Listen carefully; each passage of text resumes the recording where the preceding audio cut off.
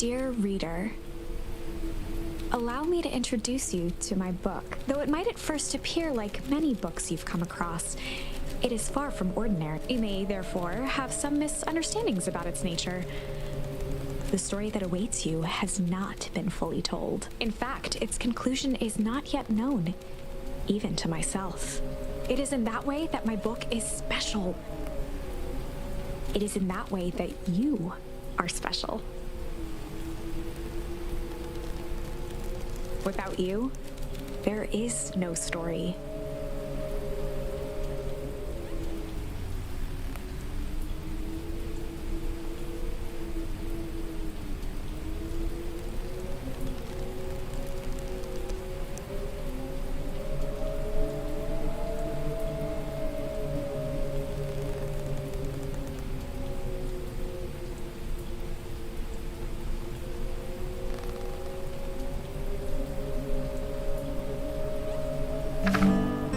Chapter 1.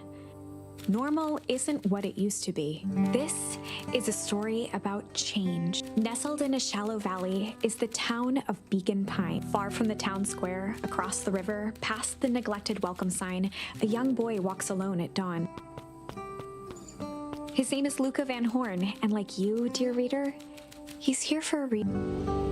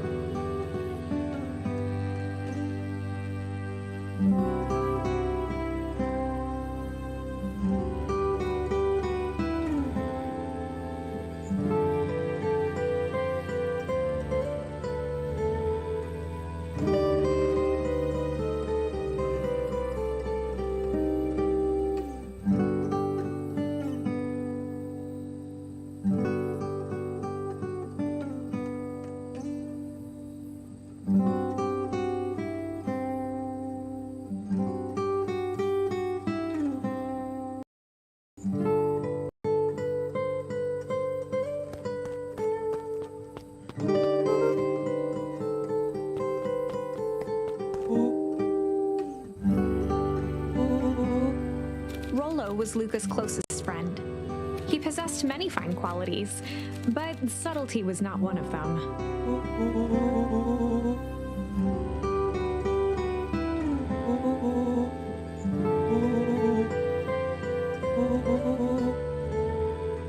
Rollo finally noticed the tears welling in his friend's eyes and the flowers on the grave.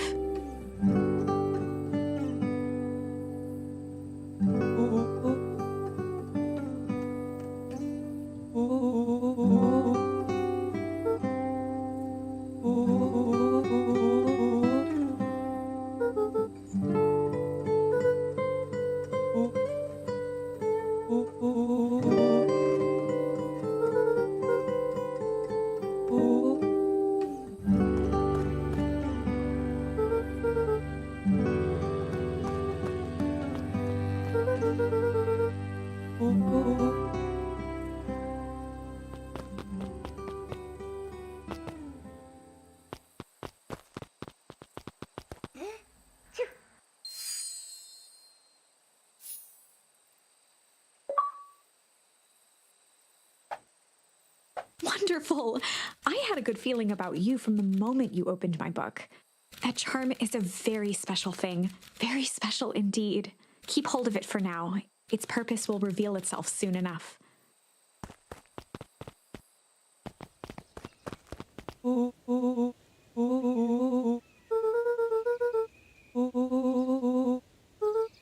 Rollo looked to the side suspiciously.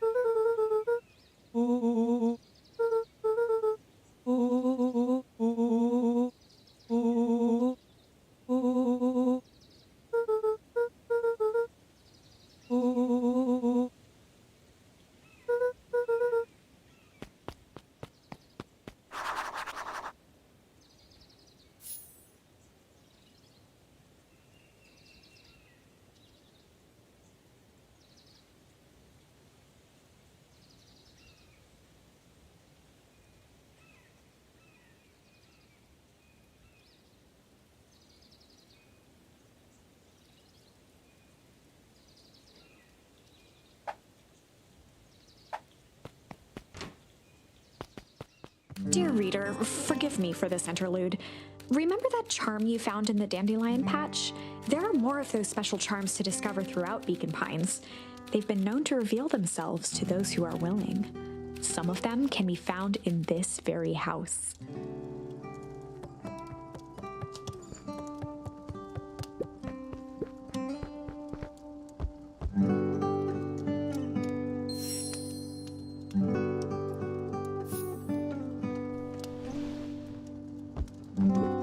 Gran had already lit the fire. She kept a warm house, as if by grandmotherly obligation.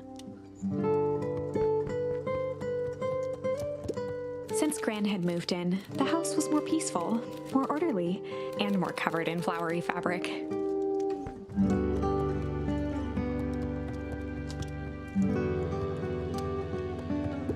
Luca paused at his parents' bedroom door. He just wasn't ready to go in yet. Gran had commandeered the upstairs closet when she moved in. "Some things need shelter from a young boy's mischief," she said.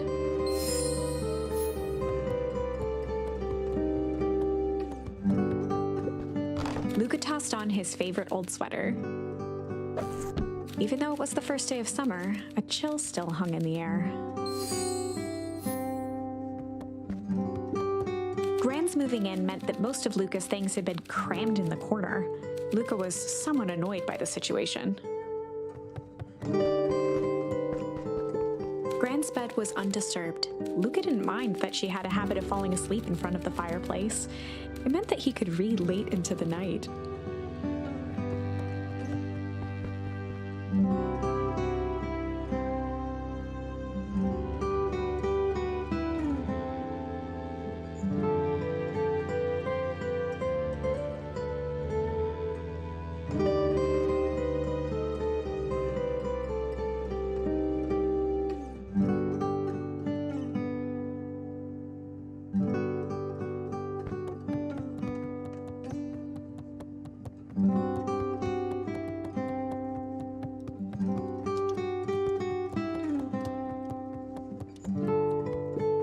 The only piece of furniture Gran had brought when she moved in was an old hutch.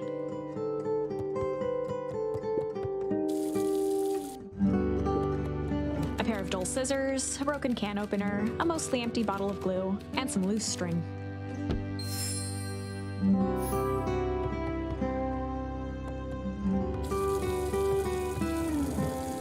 An array of prepared meals crowded the refrigerator, each labeled with the day of the week. Oh my, this is quite exciting. I am now certain that you are the one I've been waiting for all these years. You'll recall I was a bit coy regarding the use of charms earlier. Excuse me, I tend to have a flair for the dramatic. You are about to encounter your first turning point. There are certain times in this tale when everything hinges on a single word. Step forth, dear reader.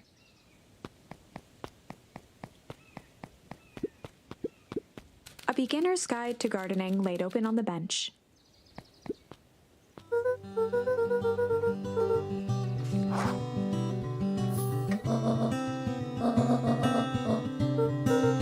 The less Gran knew, the better for everyone involved.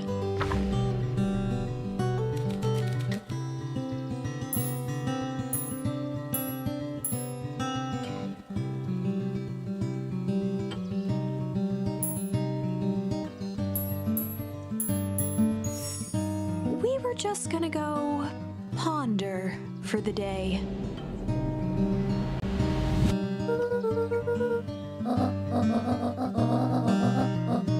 This was Luca's chance to sell his alibi.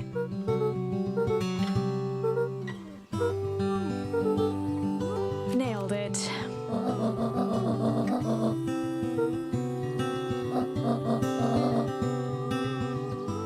Impressive. You've managed to navigate your first turning point without too much of a mess. That is the power of charms. A single word can change everything. I think it's time to introduce you to the Chronicle. The Chronicle is a record of the decisions you've made. You can see the turning point which has been revealed. At any time, you can use the Chronicle to go back and invoke different charms, creating new branches. Luckily for us, this is the one and only turning point where the charms won't dramatically alter fate. It's the perfect opportunity to experiment with rewriting things.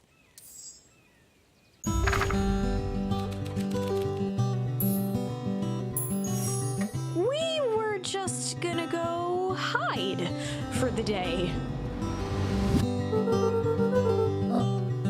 Traditionally, when one is trying to hide something, they avoid literally using the word hide.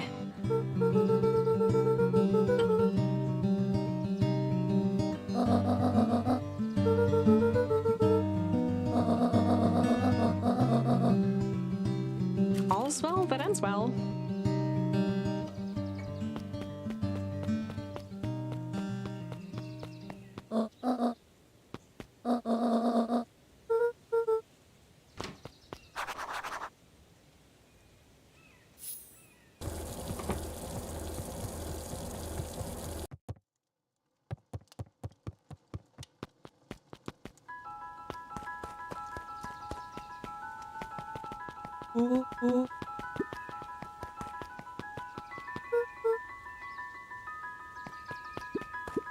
For a town that saw few visitors, the welcome was perhaps more grand than necessary.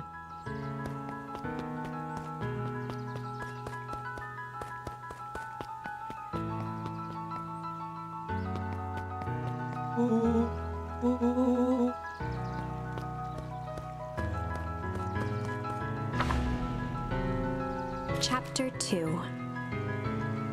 Welcome to Beacon Pines. For many years, this valley had been a small mining outpost.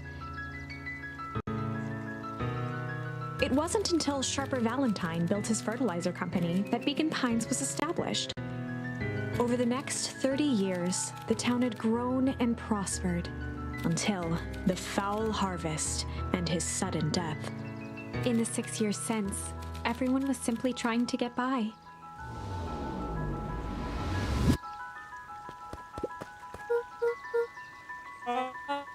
William Kerr was the CEO of Perennial Harvest Company.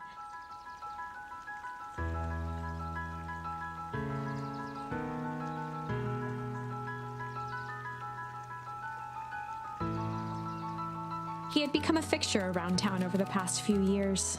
After the failing of Valentine fertilizer, the town was hungry to welcome a new source of employment.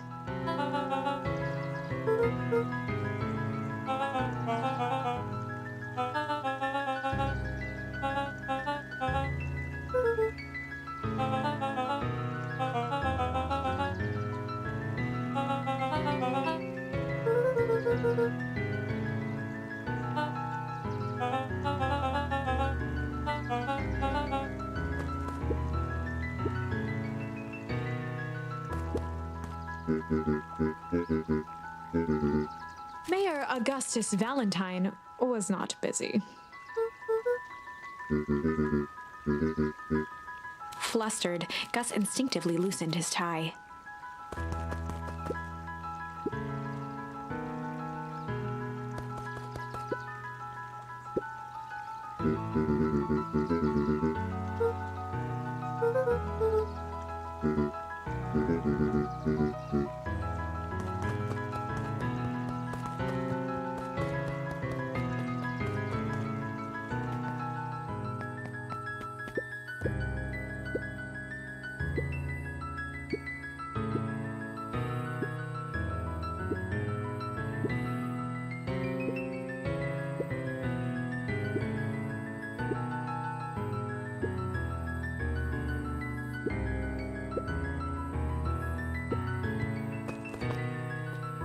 Whenever Luca saw his dad's chair by the pond, it reminded him of the days they'd pack up a couple of sandwiches and fish until sundown.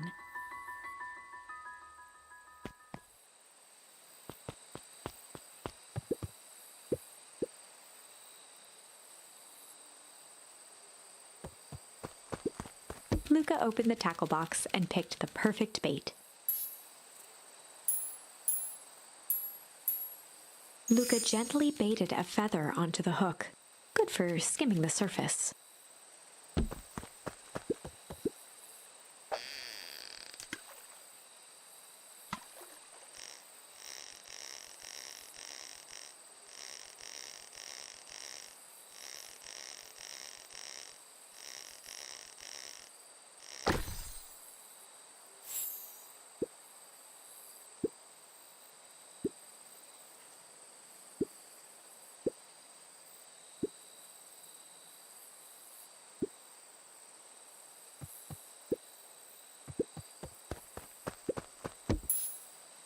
Luca tied a shoestring to the hook. What fish could resist a nice shoestring?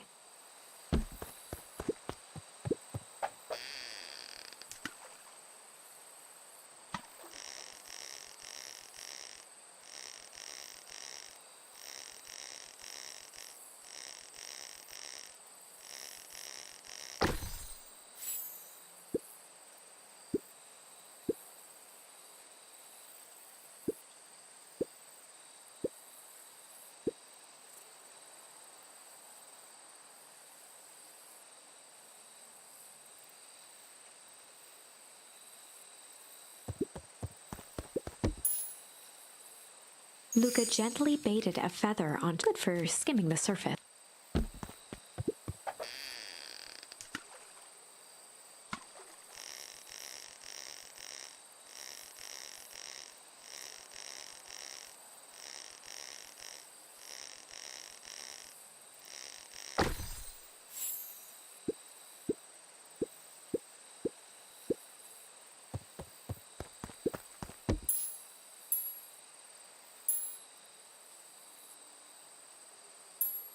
Luca tied a what fish could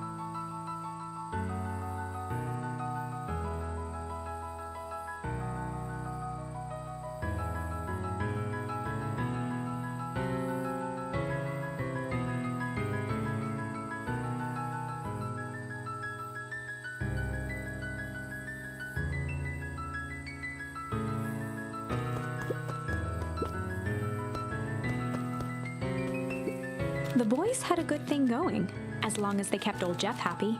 They had an endless source of precious materials to add to the treehouse.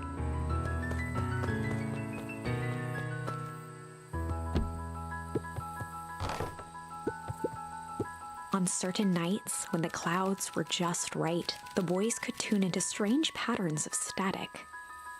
Rollo thinks it's aliens. He always thinks it's aliens.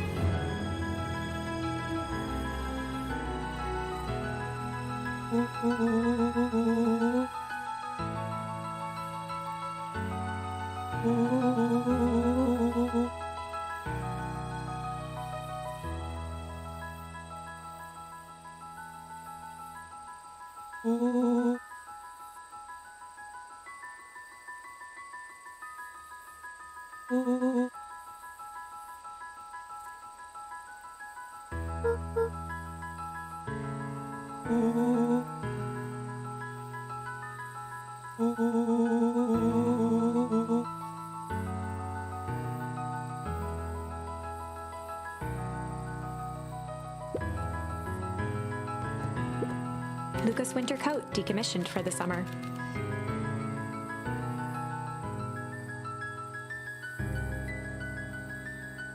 With the cold holding out longer than usual, he reconsidered its usefulness.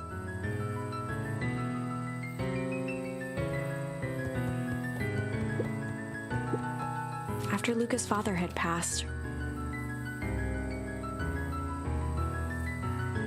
Rollo became obsessed with them building their own Hank atomic star scraper.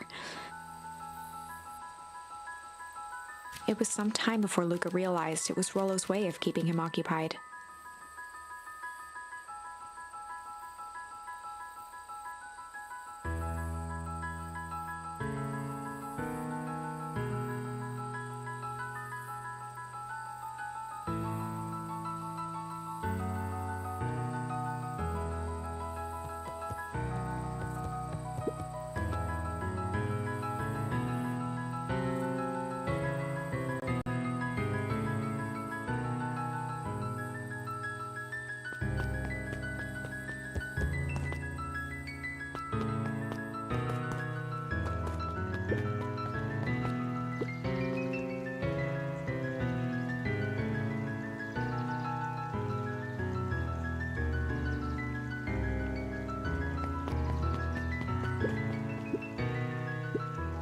Mr. Sinclair continued snoring and lifted one eyelid just enough to see who it was, a tactic he often used to avoid undesirable conversation.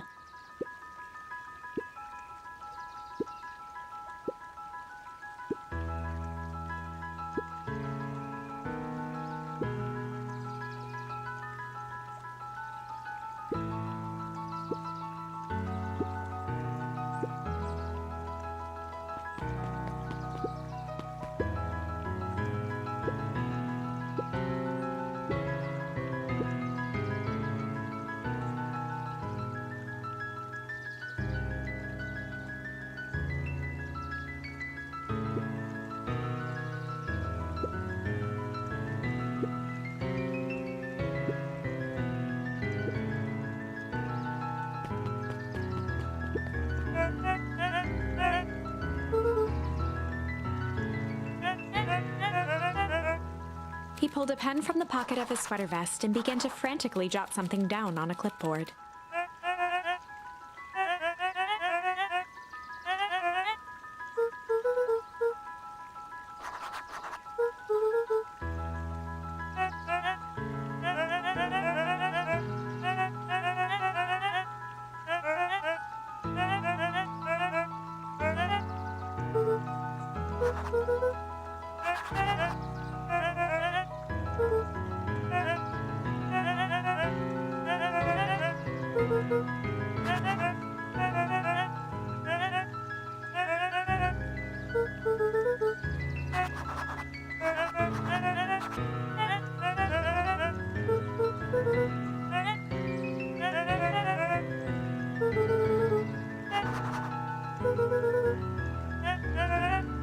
Pete stopped scribbling and glanced up from the clipboard.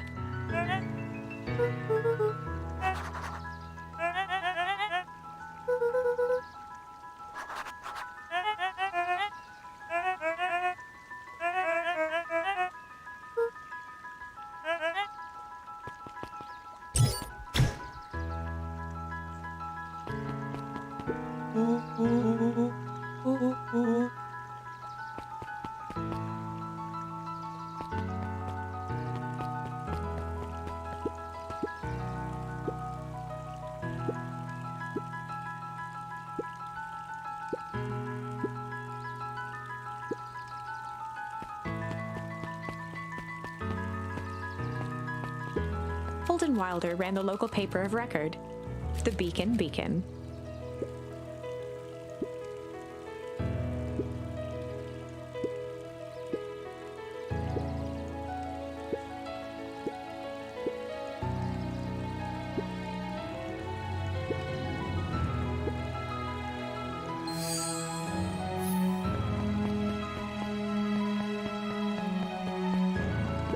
Miss Hatch could often be found near the fountain, too absorbed in a book to be distracted.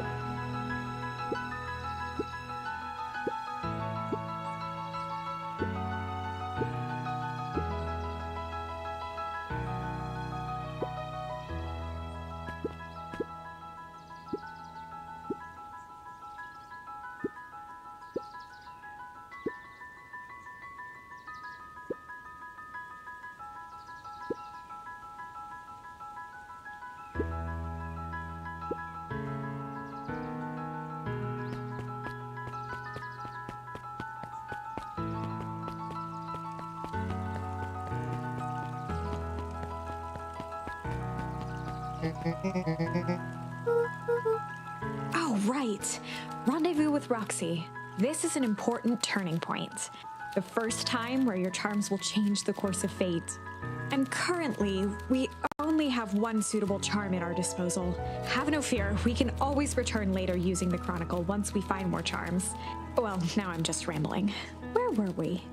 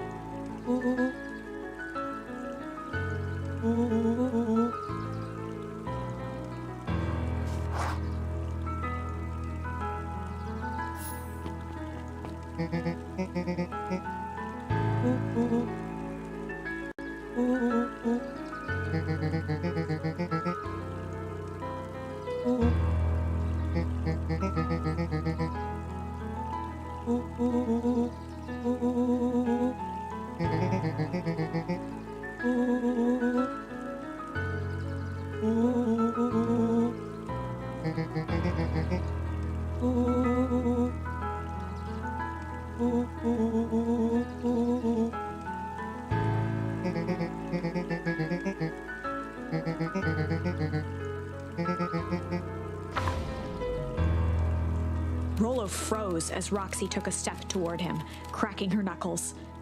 Luca knew he had one chance to save his friend from being dragged home.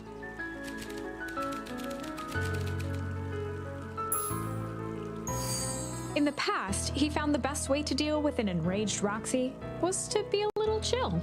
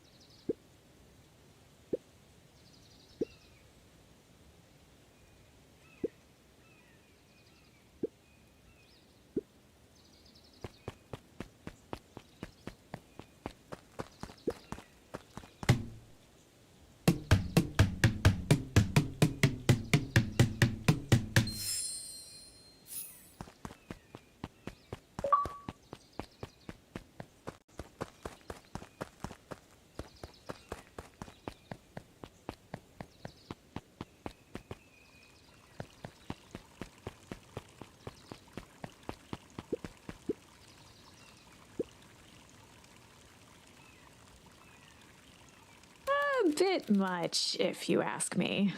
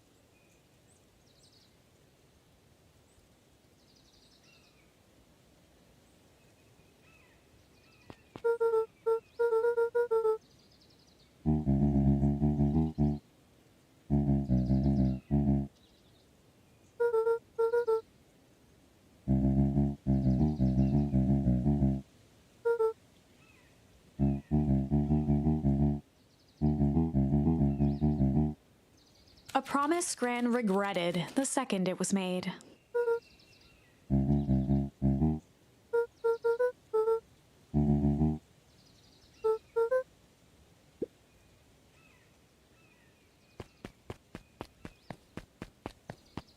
The phone booth was brand new, part of Perennial Harvest's Beacon Pines Reborn initiative.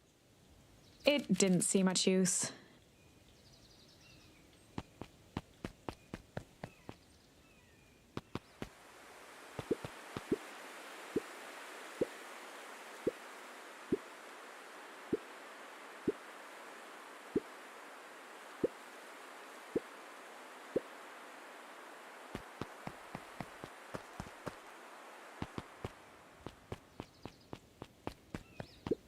The Valentine Mansion loomed over every other building in town, both figuratively and literally.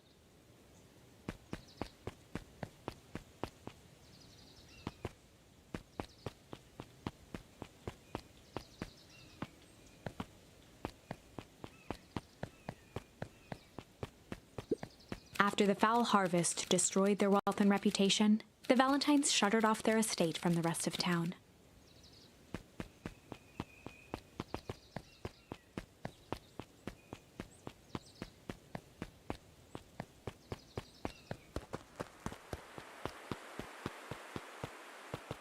The path led into a small hollow at the edge of Weepwood.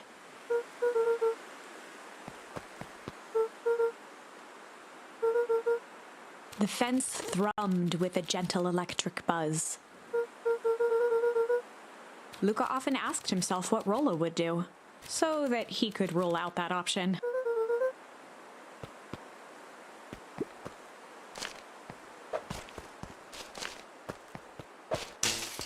As sparks flew from the fence, the light atop that section shut off. 2 bulbs remained.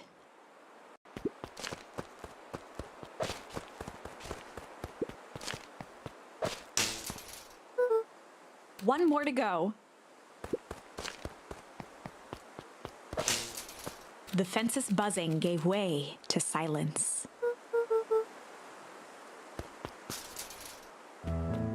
Every kid in town knew the old Valentine fertilizer building.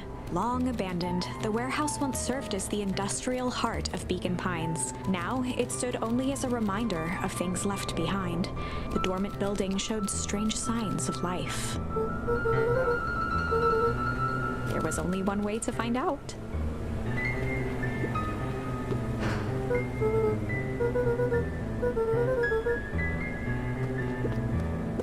The hose emitted a subtle sound.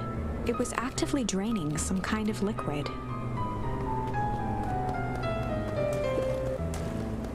The water looked almost diseased. It flowed slowly into the woods.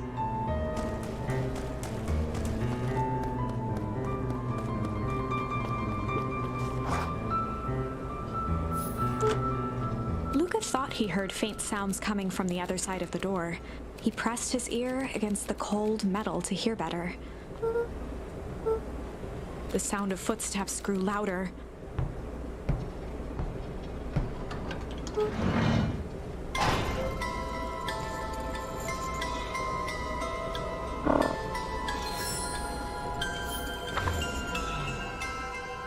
The heavy steel door knocked Luca to the ground.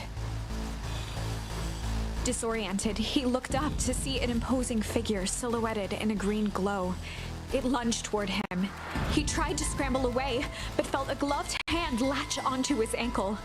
Luca watched his fingernails leave trails in the dirt as the hand slowly dragged him back through the door, into the lab, into the green light.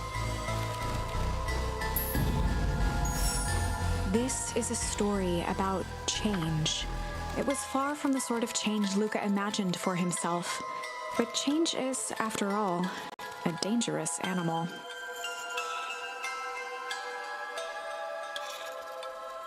The end? I probably should have warned you about this. There are many paths that our story can take. Most will end in tragedy, but don't let that discourage you. We will find the ending that this story deserves. I just know it. From here on out, a charm will have a check mark when it's been used to its full potential at a given turning point. Now, let's try something different.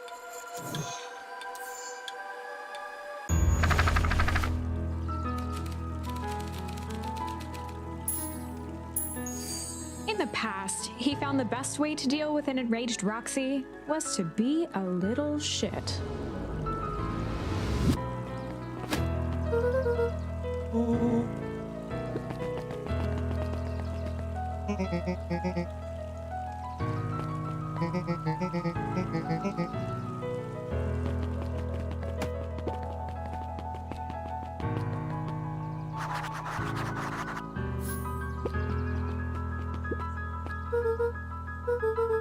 Solomon Valentine, current ward of and future successor to the Valentine fortune, huffed as he brushed off his pants.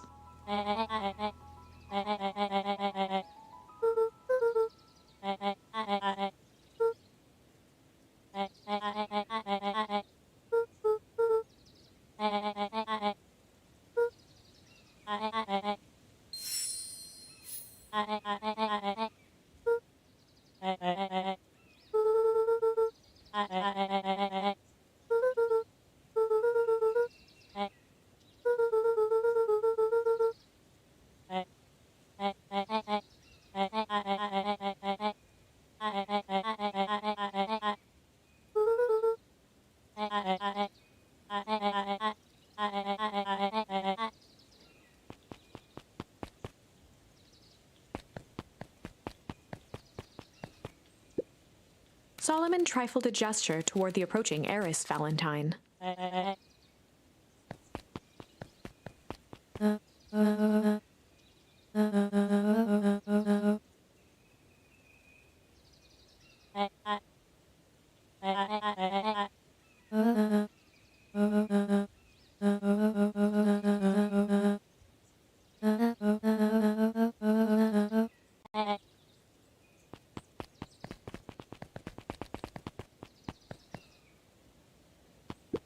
Jeff's hardware closed down about a year ago.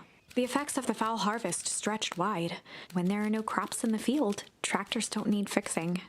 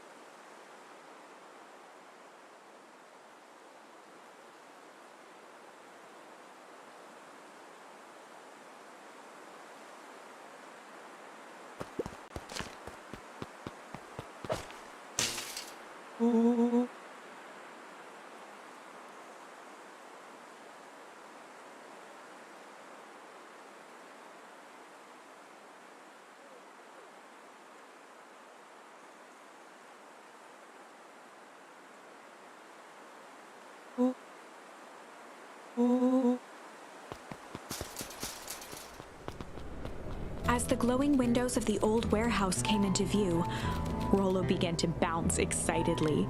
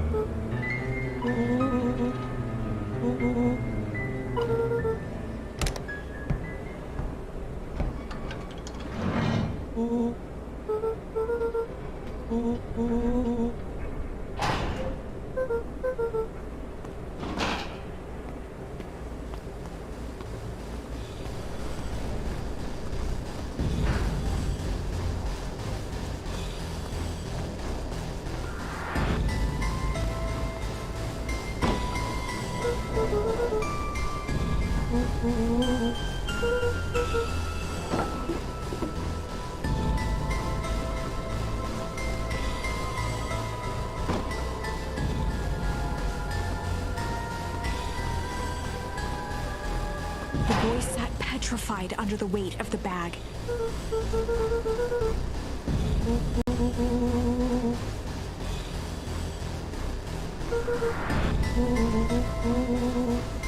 Rollo felt around at the large sack which burdened them. He snapped off a tag from just within a small zipper opening in the bag. Rollo held the badge up to a faint shaft of light within the dumpster.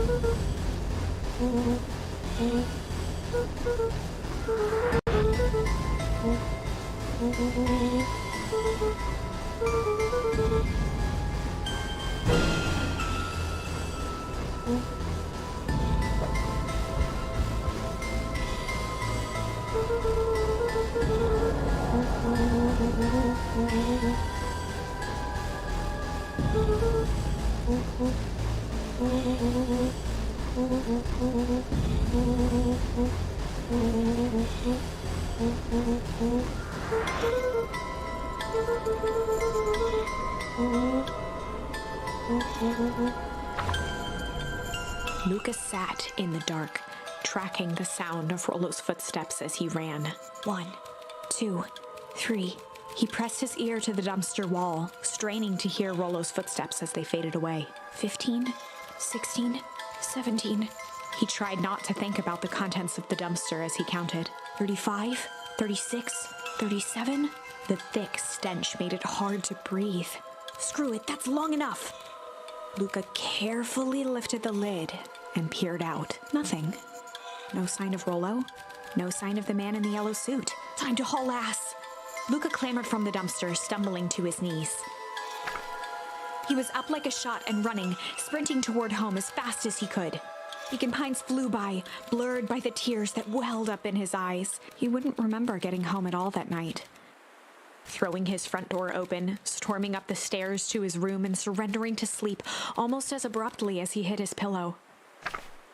Chapter 3. Finding a friend. The next morning, it was quieter than usual at the breakfast table. Only the sound of silverware and chewing interrupted the awkward silence.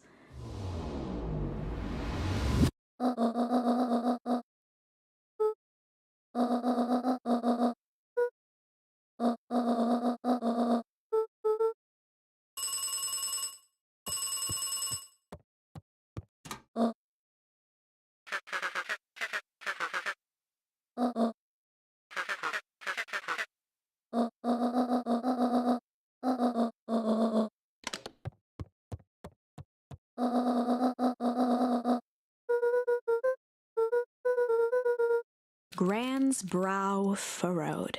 She let out a long sigh. Her voice was quiet and even.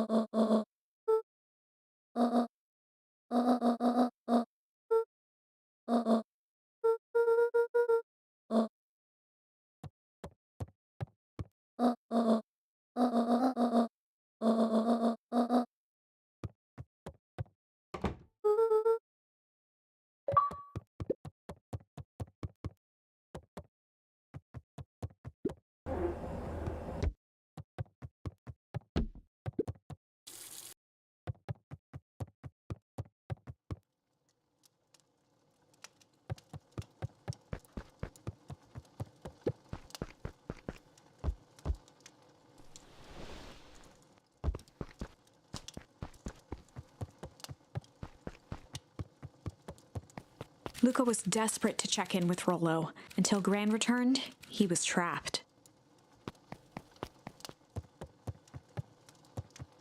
An eerie electronic sound echoed from Luca's bedroom.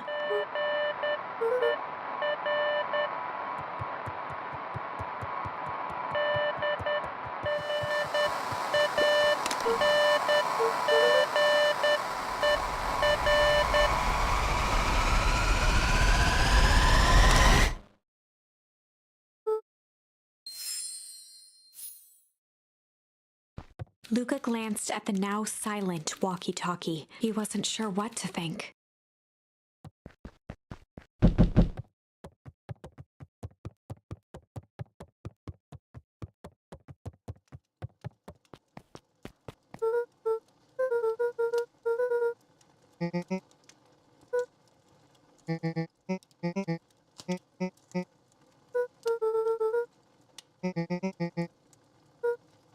A pit formed in Luca's stomach.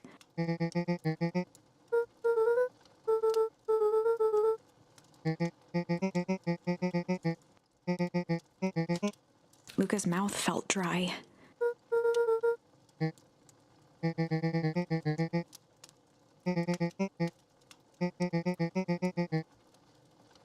Luca could feel his heart beating in his throat.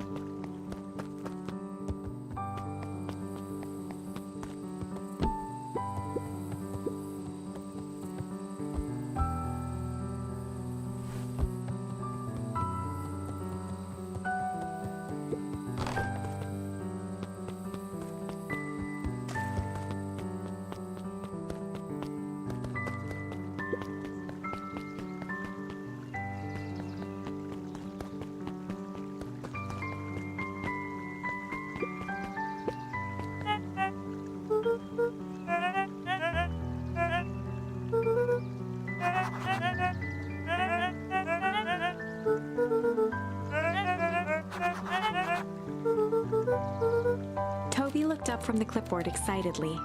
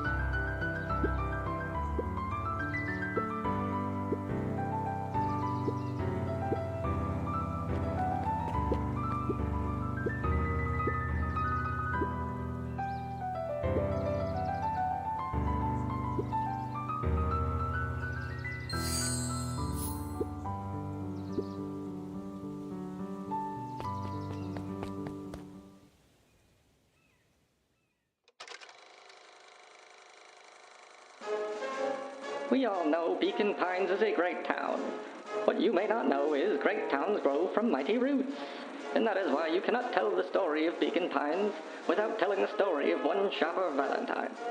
Young Sharper's keen intellect and strong moral fiber led to a grand vision, a vision of a community dedicated to a better tomorrow. In his own words, a better tomorrow is within our grasp, but it requires a singular mind to harness it. Lucky for us, he decided to grow that vision here in Beacon Pines. And how does one grow a better tomorrow? With fertilizer, of course. Valentine's Fertilizer Company became the lifeblood of a town yearning for purpose. But then tragedy struck, a scientific experiment gone wrong. An accident which took Sharper away from us far too soon. To this day, we struggle to pick up the pieces. But one foul harvest isn't enough to stop the people of Beacon Pines. The spirit of Sharper Valentine lives on. It lives in the hearts of everyone with a dream for a better tomorrow. Together, we will follow his example and grow a bountiful future. Paid for by the Valentine family and the Valentine Fertilizer Capital Improvements Fund.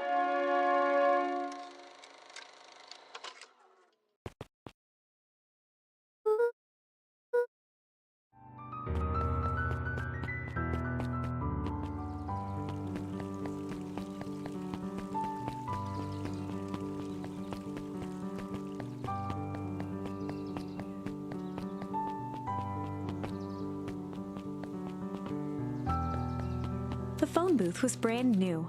Part of it didn't see much.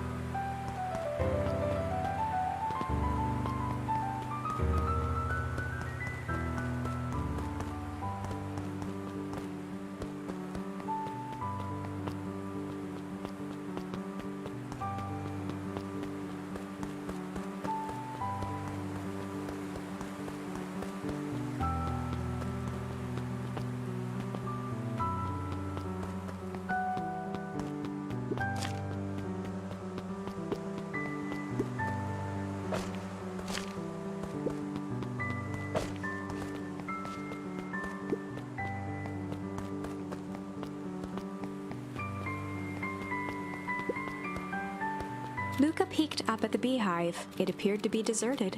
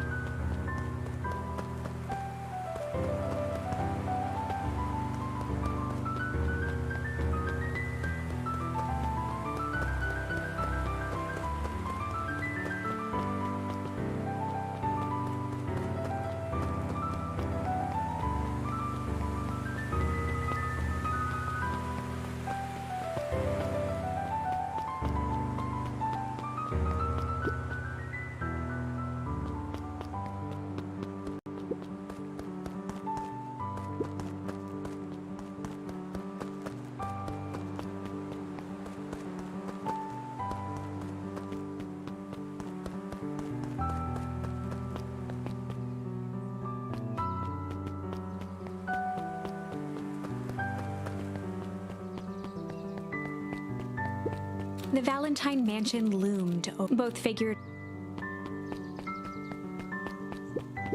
After the foul harvest, the Valentines shut.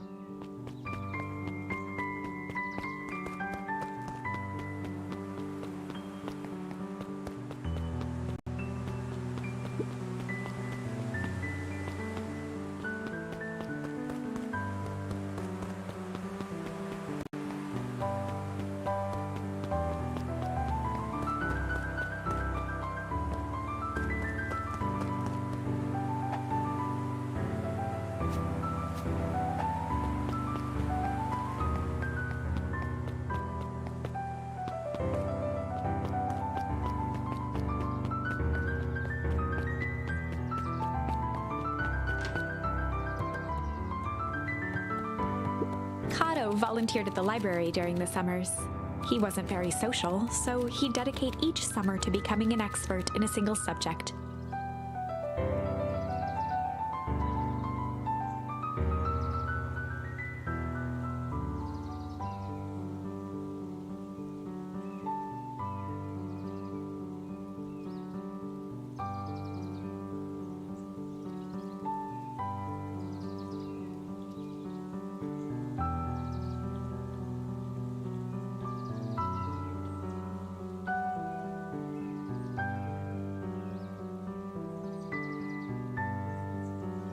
Making him a reliable source of very particular knowledge. If you were to ask Kato something he didn't know, he'd escape into the dusty old bookshelves and return with just the right thing. Kato was lost in his reading. Luca crooked his neck to see the title, Introduction to Melitology.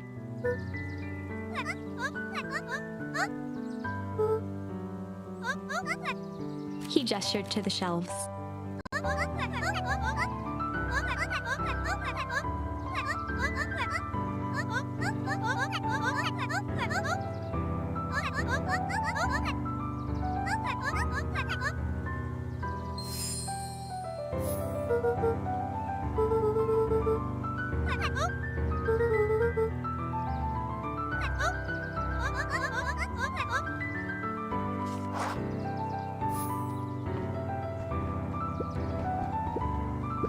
Mycological phosphorescence.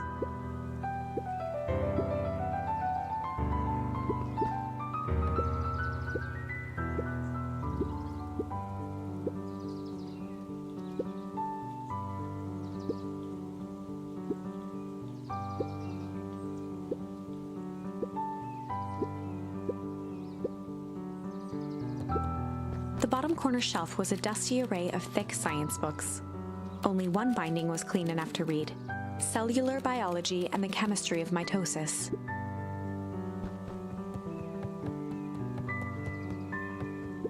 There were rarely any actual new additions, simply a variety of existing content rotated into the front display each week. Oh, the cobs I've eaten. A salad-centric travel guide for the mildly adventurous. A peek behind the curtain. The methods and ruminations of Patrick C. Montesquieu, one of the greatest acting minds of our time, by Patrick C. Montesquieu. Sally Seashore's Simple Succulent Sundries. Luca brushed off a smudge of dust. Or maybe it was flour. 30 recipes so easy you'll doubt it's even edible.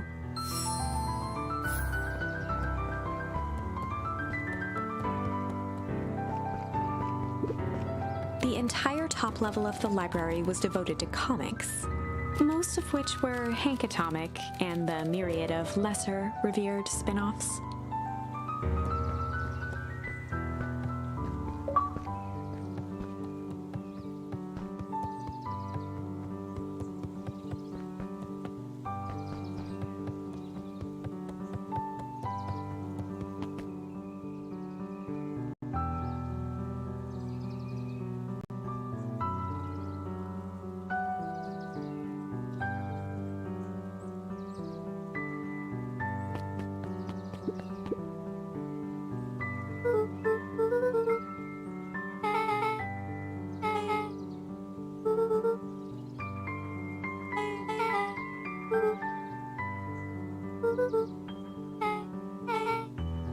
Beck's family moved often. giving her little time to establish any real connections. She would tell you she prefers it that way.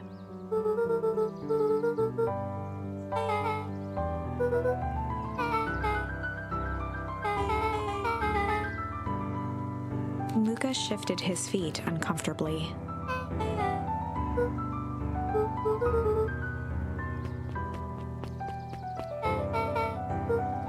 Beck pulled a coin from her pocket.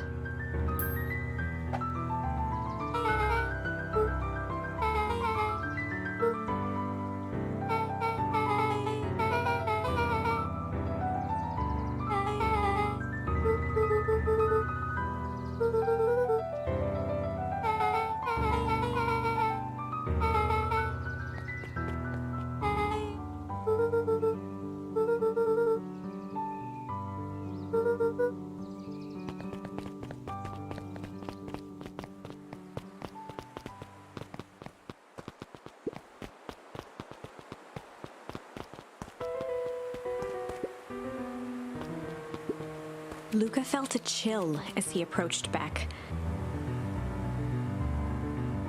Her eyes were locked on the strange green liquid.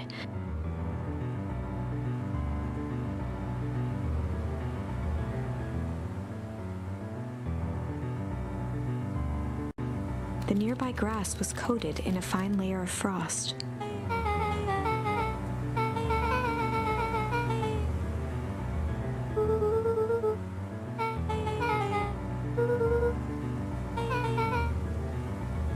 Luca watched as Beck dipped a broken tree branch into the goo.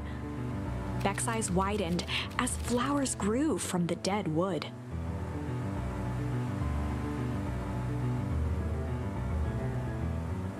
First small buds, which quickly bloomed into vibrant petals.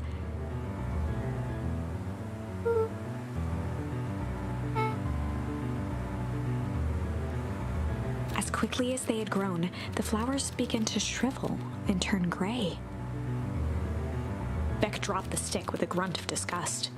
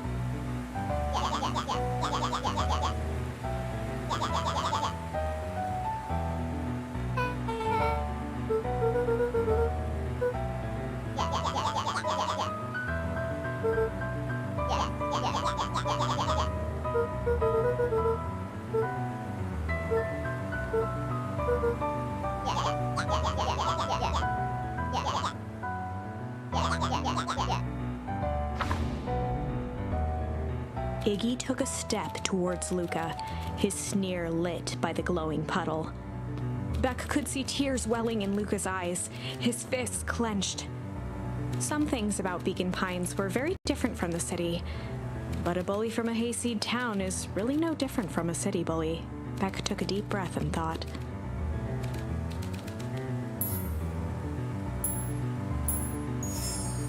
Well, time to bust out the tickles.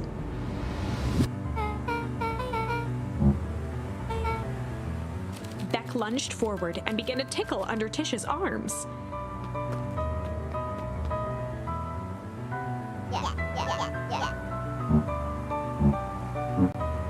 Tears began to form in Tish's eyes as she gasped for breath between gales of laughter. Beck redoubled her efforts until Tish finally had had enough.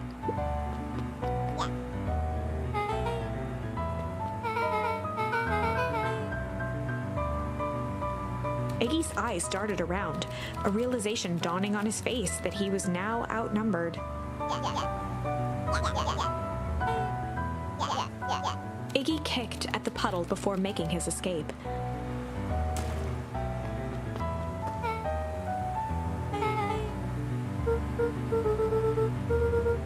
Beck shook the ooze out of her hair as best as she could.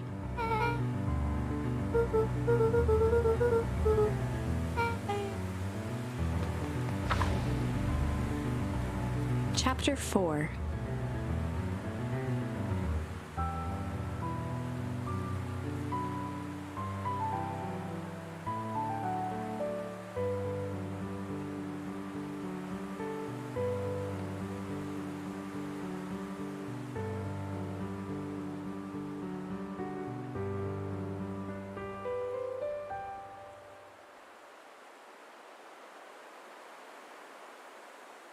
The best policy. Luca paused for a moment, catching his breath. He'd only just met Beck, and somehow he already managed to drag her into this mess. Hopefully he could make it up to her. But finding Rollo was his primary concern.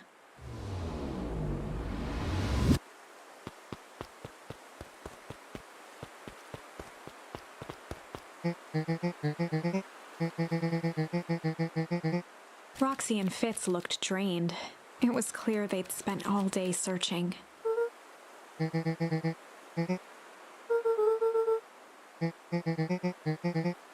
Roxy's temper could often be dismissed as the impatience of an older sibling, but this was the most intense Luca had ever seen her. Her eyes were wild and unfocused, looking straight through Luca.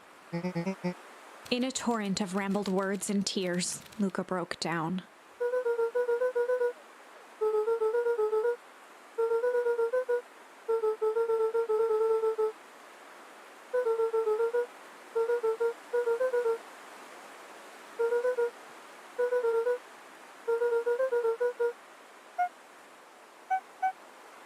Roxy, still exhausted and angry, softened briefly as her eyes hunted the ground in thought. With a determined sigh, she looked up at Luca. Roxy drew herself up.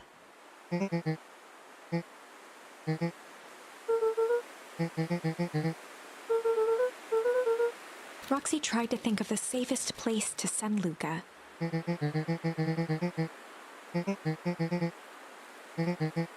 Luca wiped his cheeks and gave a quick nod.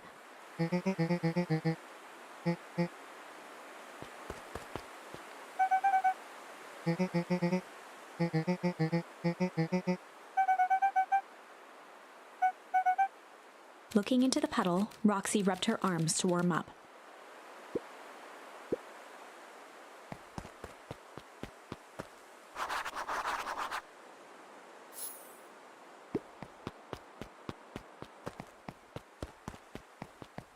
Mr. Nuncree jumped with a start.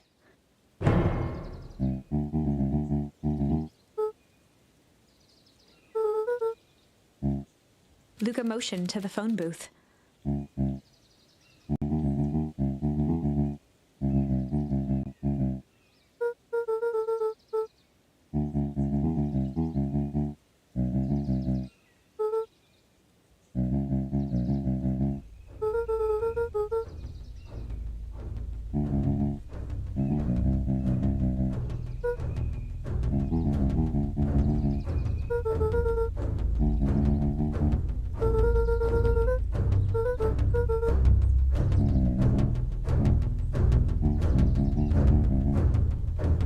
Mr. Nuncree gently placed one of his substantial hands on Luca's shoulder.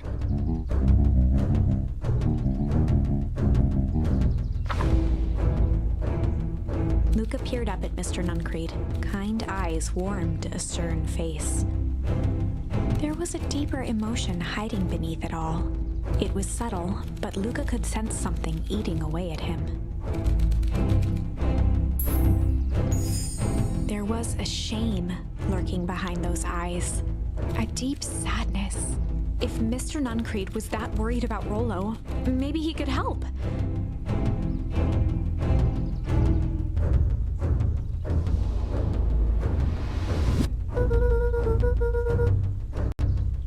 Mr. Nuncree raised an eyebrow.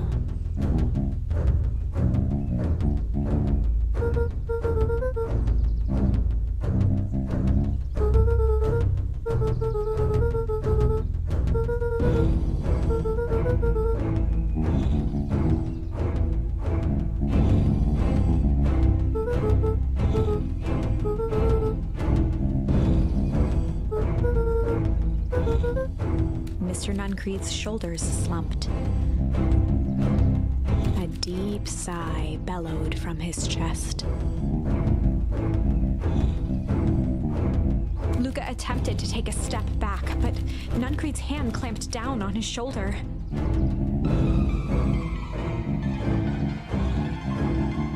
With a firm shove, Nuncrede manhandled Luca into the phone booth.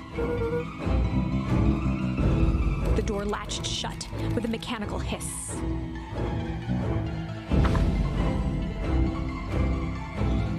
As Luca pounded the glass, the floor dropped from under his feet. The inside of the phone booth was now a loose capsule plummeting at gravity's whim. Luca winced and pressed his hands to the walls. As he braced for impact, the capsule hurried to a surprisingly smooth stop. He felt a cold rush of air and opened his eyes with hesitance. Two large figures in hazmat suits occluded his view. Luca heard the deep, resigned voice of Mr. Nuncrede over an intercom. He knows too much. The end. Wait. No. This isn't the end. I know there's still much more. Somehow this went wrong.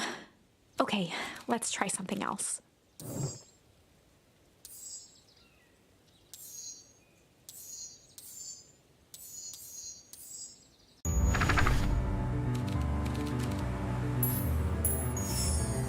Well, time to bust out the strange.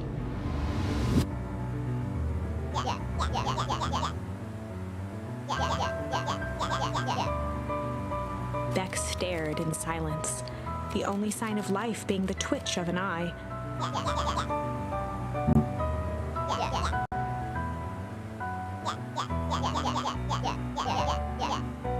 At the sight of Iggy taunting Beck, something in Luca snapped. Iggy's smirk shifted to a look of shock as Luca launched himself into his stomach. Iggy's clothes were drenched in the glowing ooze. Iggy's voice began to slur as he struggled to get up.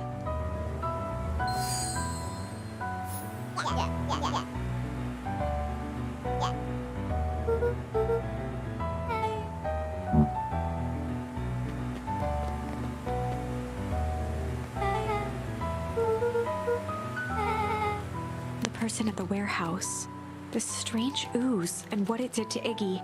Was Rollo caught up in all of this?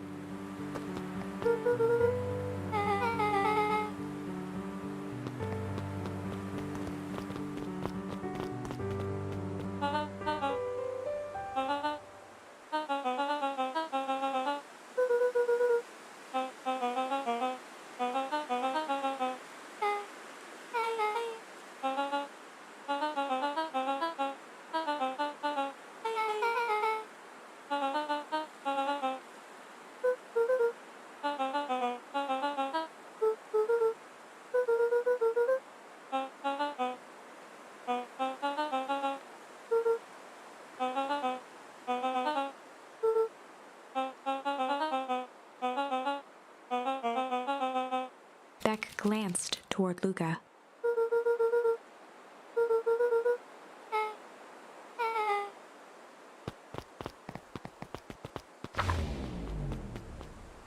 Rollo was safe. A wave of relief washed over Luca, which was quickly replaced by a sense of dread. Gran is going to kill me. If he hurried, he might just make it home before sundown. Chapter 4. Our harvest awaits. Luca took a deep breath and gingerly opened the door, steeling himself for Gran's wrath.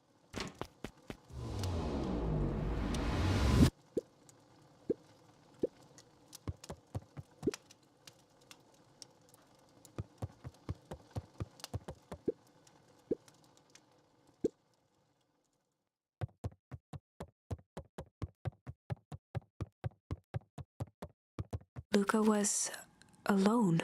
The house was empty.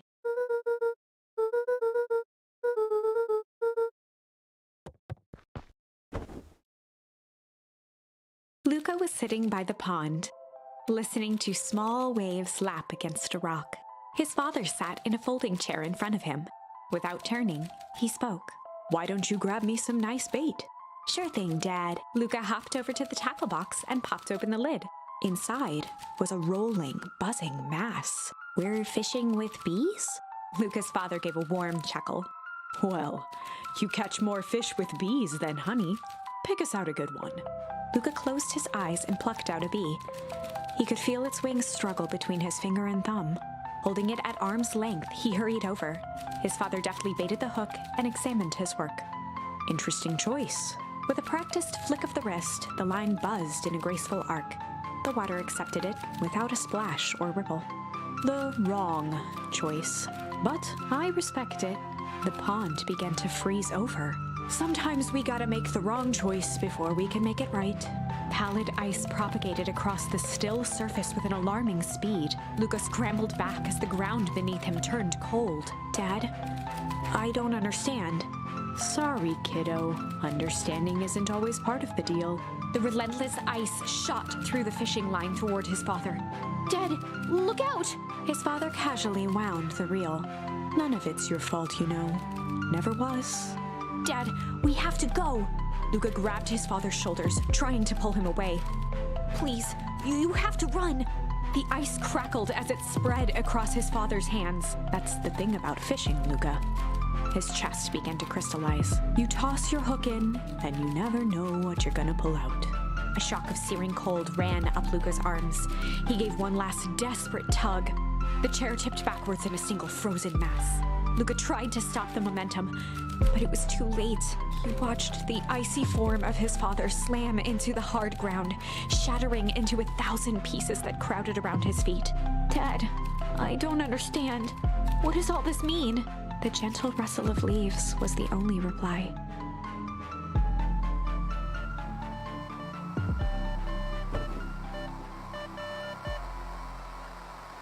Luca's eyes struggled to focus on the walkie-talkie. Faintly, he could hear Rollo amongst the noise.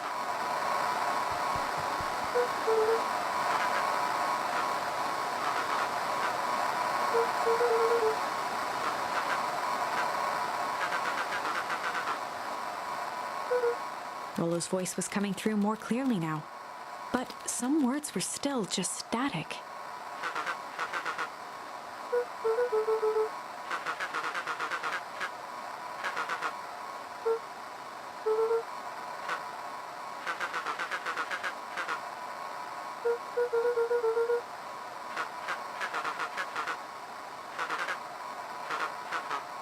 The signal went silent. Luca held still, waiting for a response, his pounding heartbeat marking the passage of time. Rollo's voice began to fade.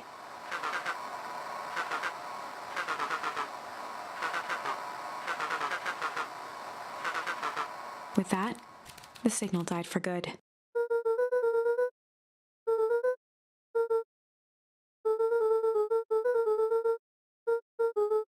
Luca grabbed the walkie-talkie and sprinted to the treehouse.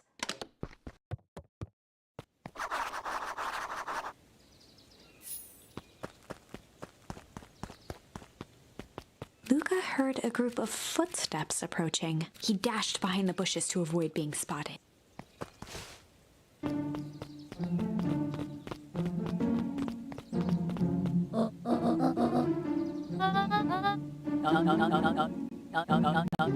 Mr. Tolliver paused, shifting his eyes to one side.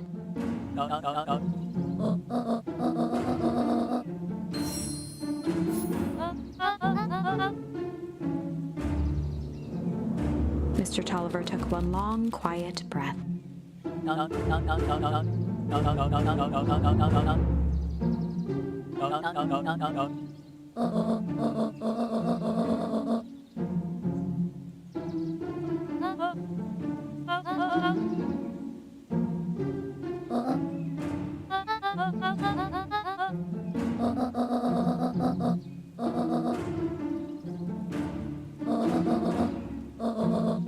The three shared a determined look.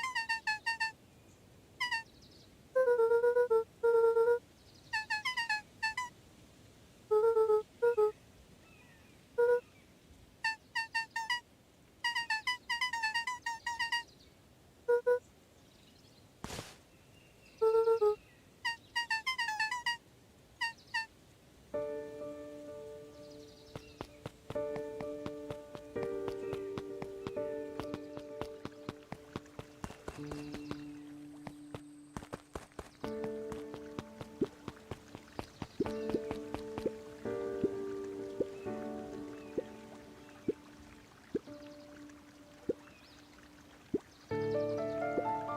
two boys shared a mischievous grin.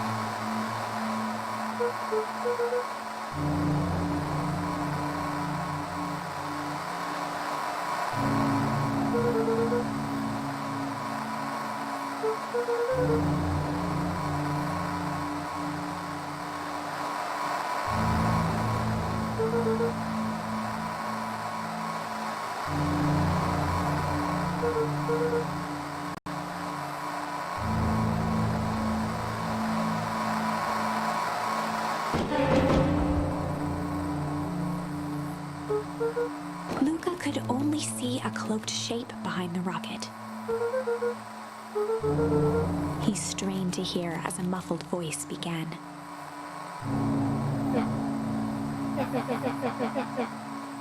Fear gripped Luca's throat.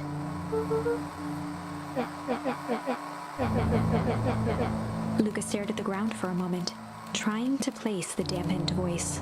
The figure shifted slowly from behind the rocket, revealing itself to Luca.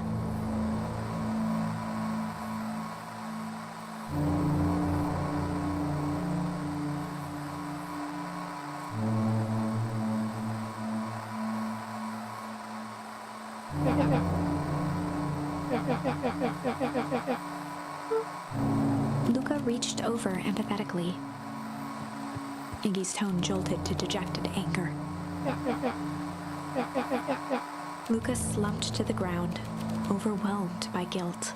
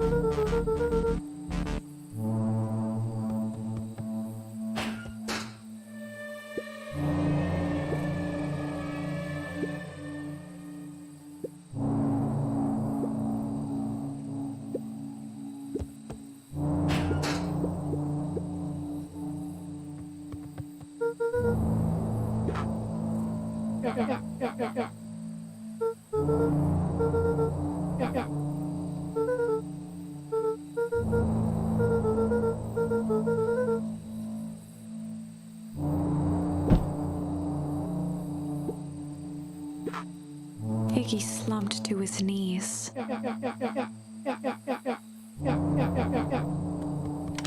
Luca grabbed the walkie-talkie and headed for the window. Luca and Iggy climbed up the back of the treehouse to its roof, where Rollo had constructed his MCDC, the Mission Control Defense Cannon. From behind the crowd of clipboards, William Kerr strode forward, a warm smile on his face.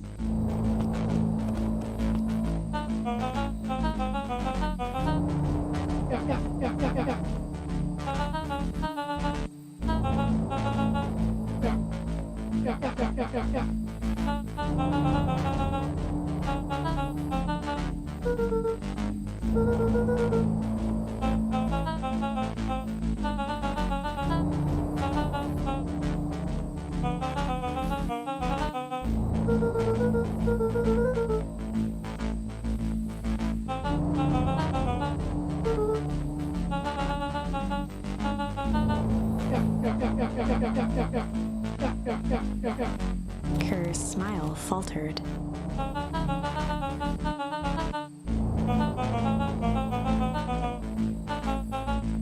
Luca's grip tightened on the MCDC.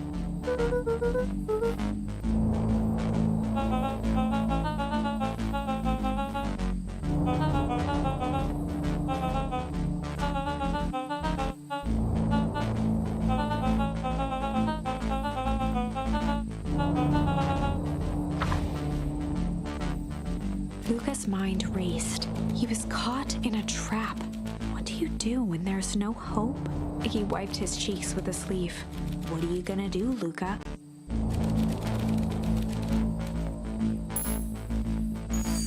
Luca drew himself up and decided to take the only option they had left. Fight.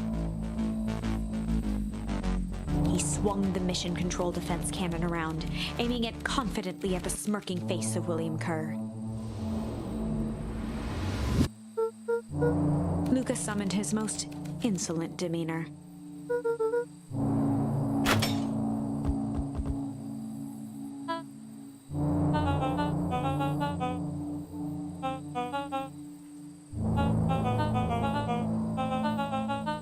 Kerr turned his back on the two boys. With a nonchalant wave of the hand, he made his exit. As the clipboards began to slowly advance on the treehouse, Luca looked to Iggy with resignation in his eyes. The end. That escalated quickly. Maybe discretion was the better part of valor here. Let's put a pin in this for now.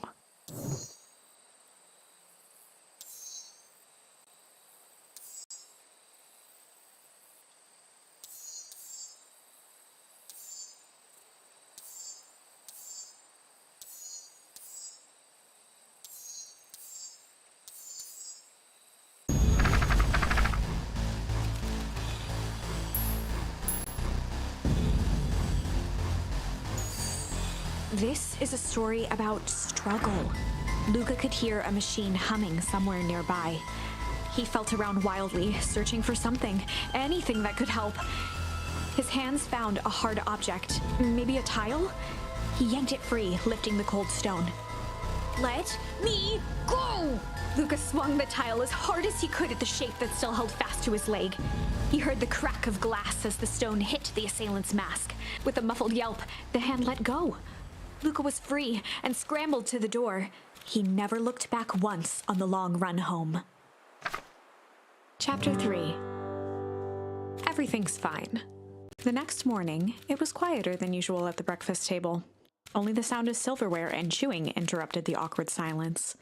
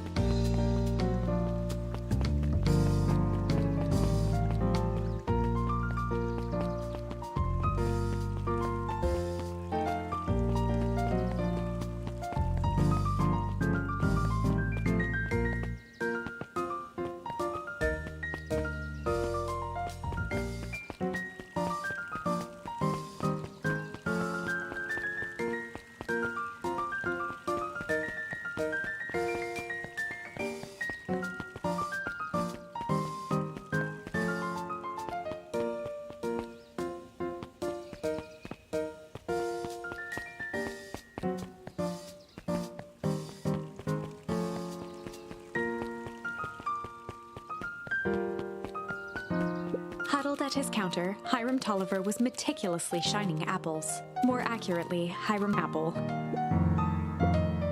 With a yelp, Mr. Tolliver fumbled the apple, flailing at the air as it fell. He leaned forward and lowered his voice. He leaned in a bit further.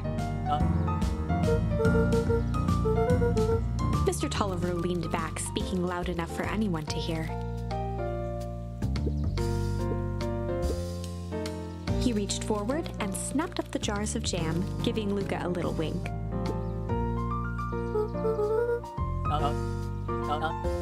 He leaned in for a final whisper.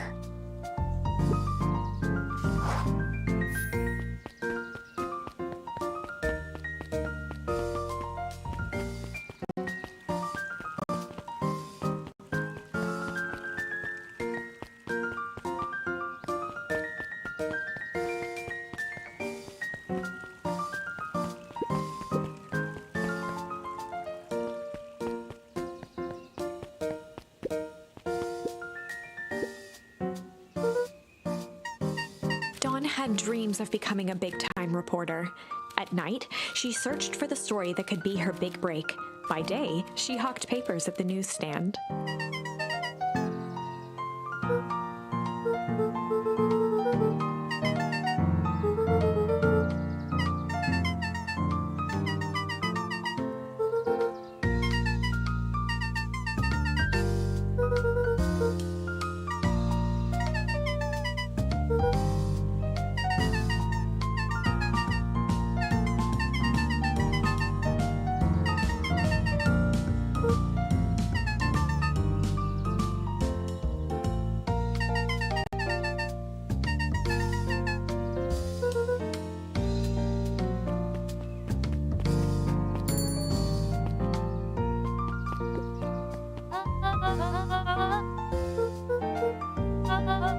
She leaned forward and pinched Luca's cheek.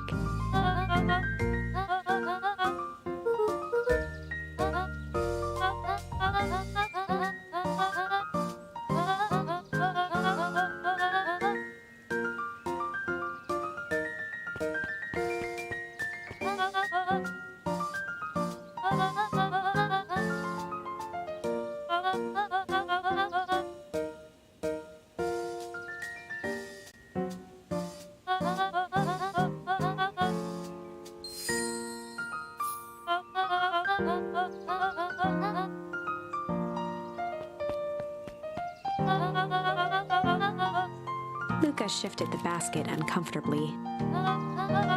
Mrs. Fratelli lifted the cloth and inspected the jam. She carefully lifted out her jars of jam.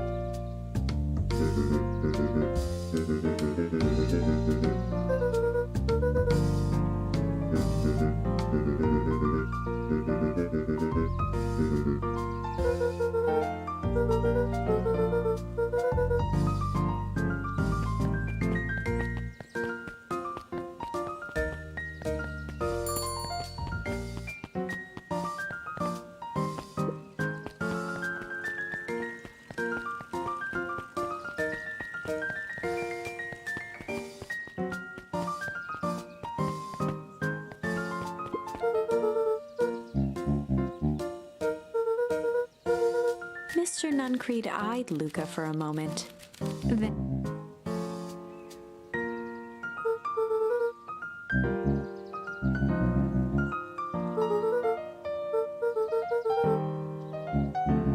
Nuncreed snatched the basket from Luca.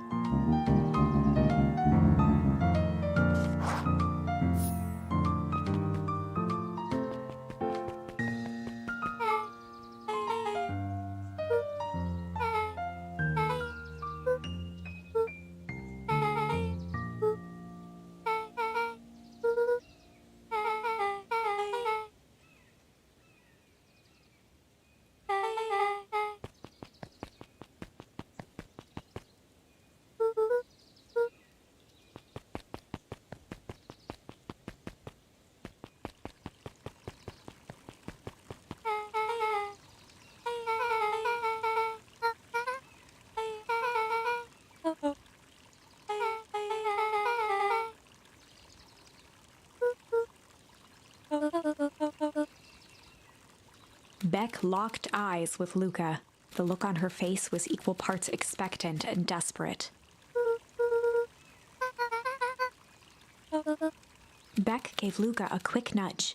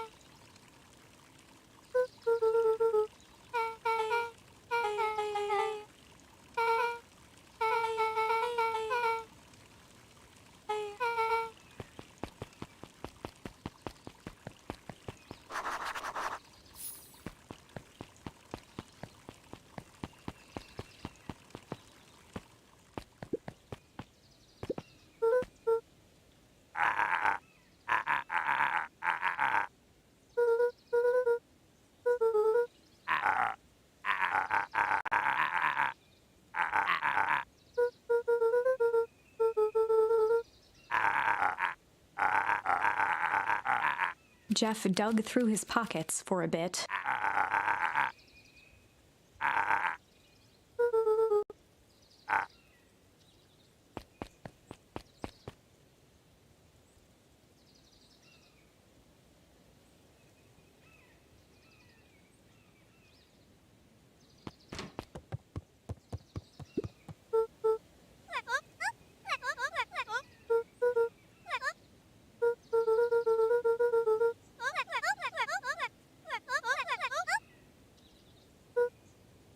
Kato motioned to the book in front of him.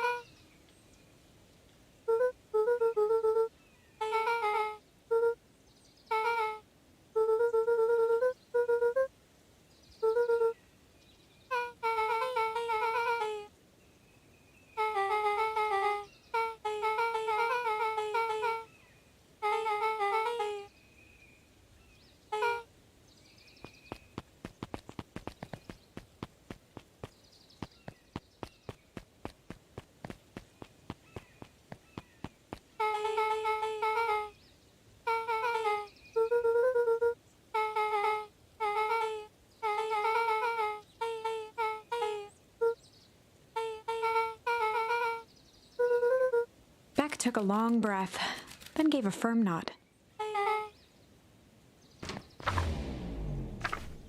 Chapter 4. Dinner with the Moodwills. Ilona Moodwill was worried about change. A gardener at heart, she understood the necessity of change, relied on it even. But there was a difference between the controlled world of her plants and this cluttered cottage in a strange town. Almost done. Nellie was a blur of activity, digging through boxes. Sorry, love, couldn't find the dishes. We'll have to make do with paper plates. Dinner went by without much conversation.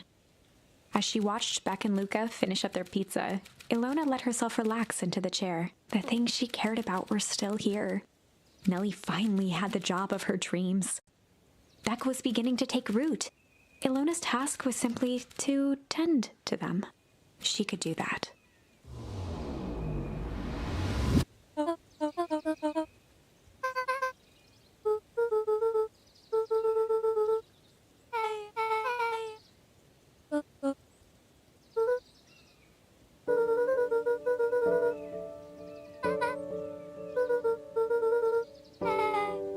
Luca's eyes were fixed to his plate, pushing a chunk of pineapple around with his finger.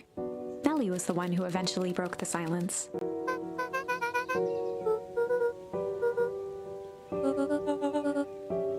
Ilona nervously gestured toward the boxes.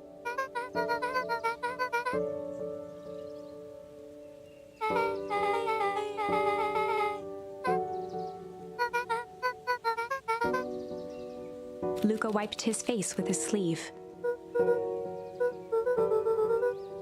Beck gave Luca a swift kick under the table.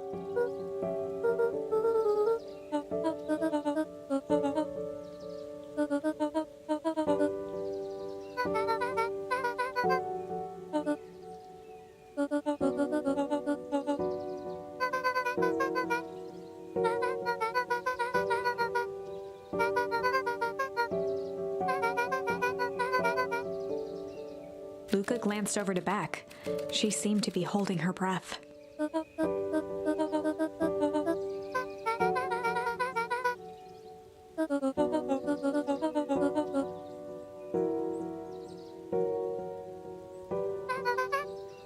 Beck slammed her fist into the table, perhaps harder than she intended.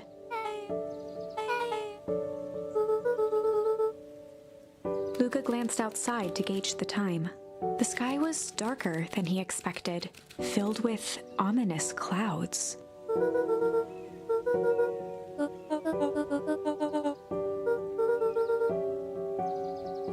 Luca wiped his mouth one last time with his napkin and started to get up.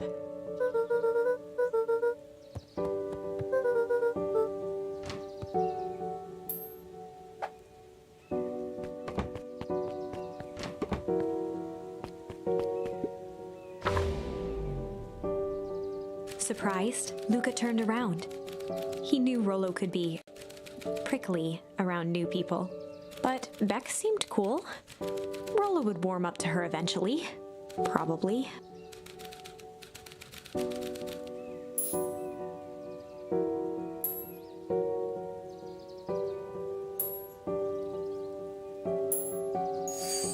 Luca began to respond, but the sky answered for him as the clouds above began to break, revealing patches of star-filled summer night. Moonlight filtered down, shimmering in the treetops.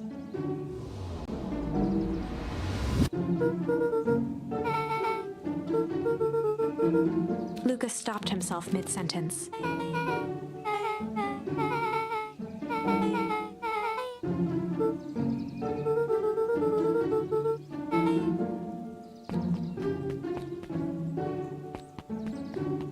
Luca saw Beck skulking by the gate.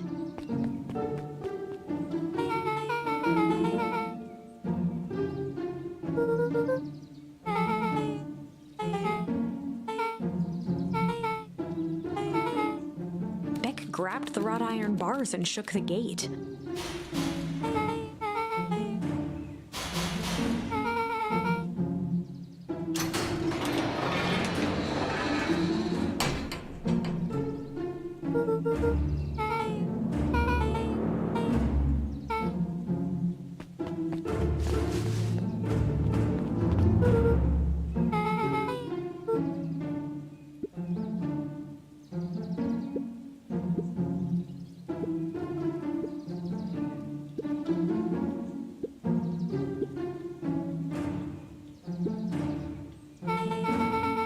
Beck's voice was an excited whisper.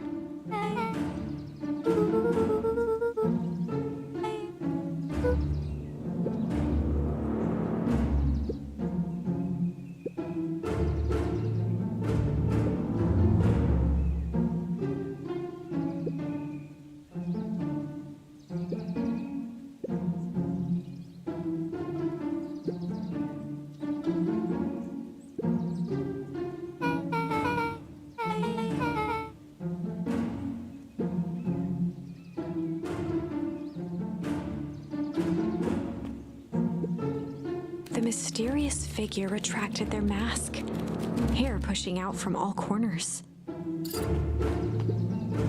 A chill ran down Luca's spine. His vision blurred.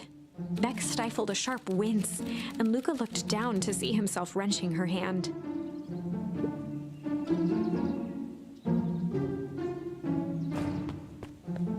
Gran tousled her hair back under the face mask.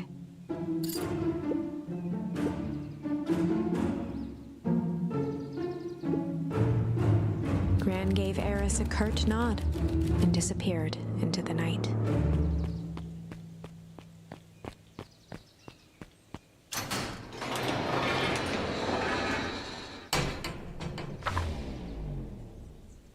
Chapter 5. What big ears you have! Lucas sat shivering in the bushes, staring at his feet. After checking to make sure the coast was clear, Beck gave him a gentle tug on his sweater.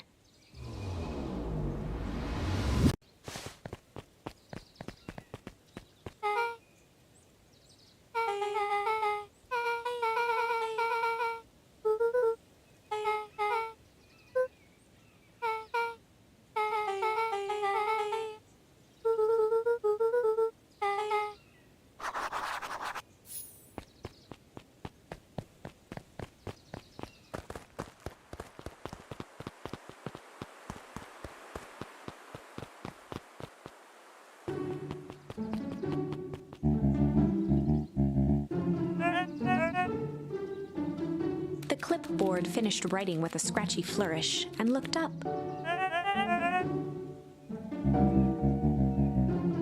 Mr. Nuncreed, arms crossed over his paunch, gave an exhausted sigh.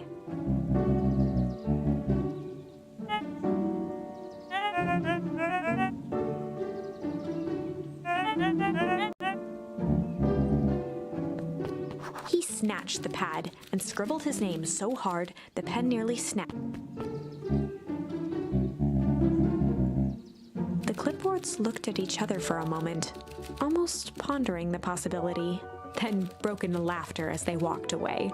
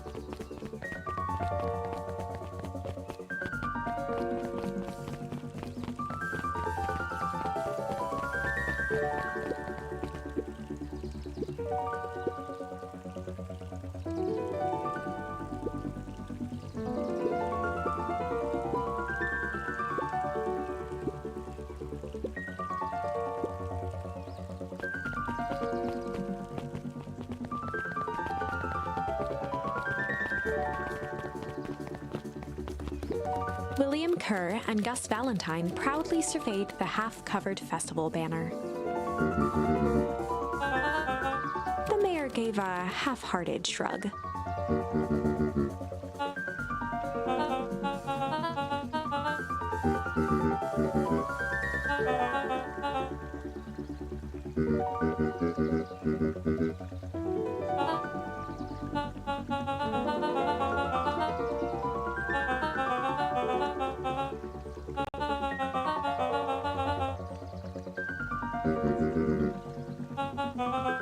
Kerr locked his arm on Gus's shoulder.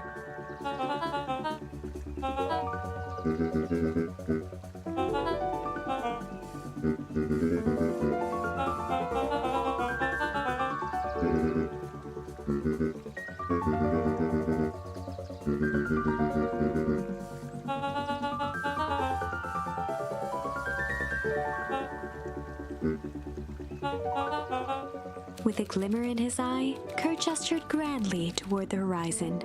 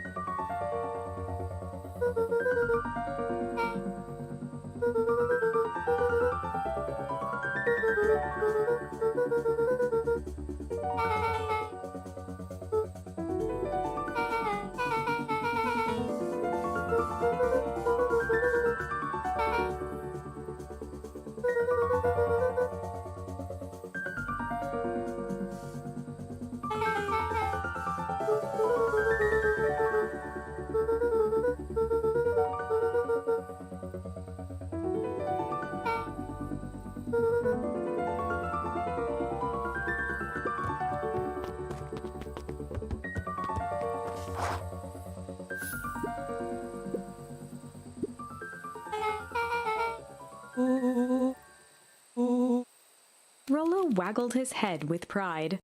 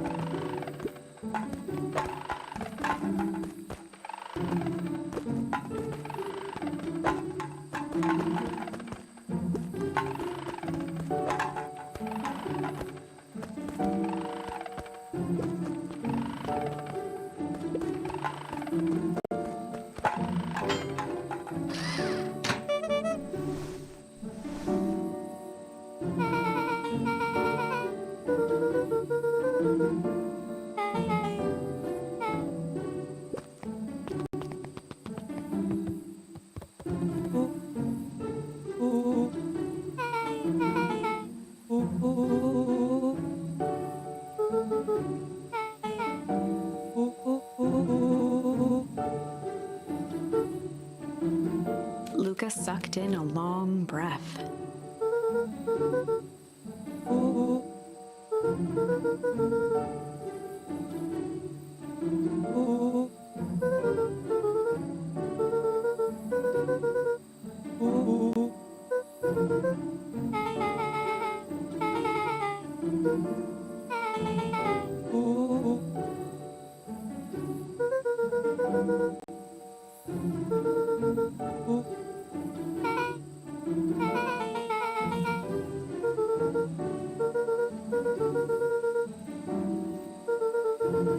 Rollo let out a low whistle.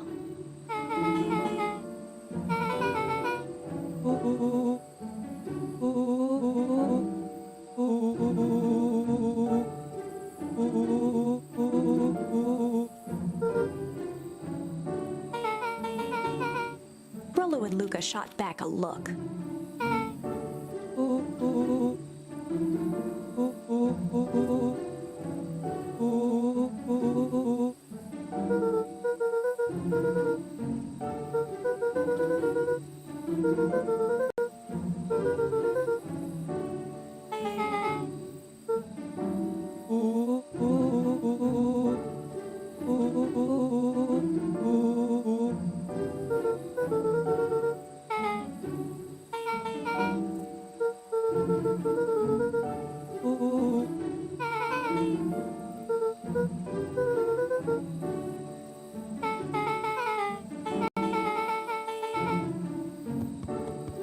faced out the window.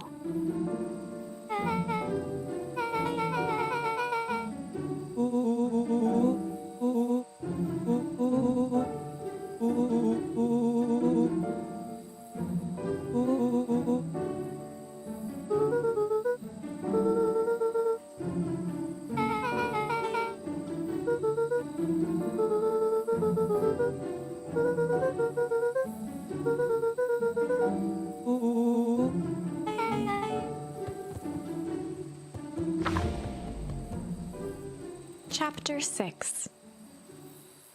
Secret Lair. Summer forged ahead, but the nights only seemed to grow colder. Luca walked home slowly under the pale starlight, cautious to avoid any more surprises lurking in the shadows. Reaching home, he slipped quietly into bed, half dreading what they might discover the next day.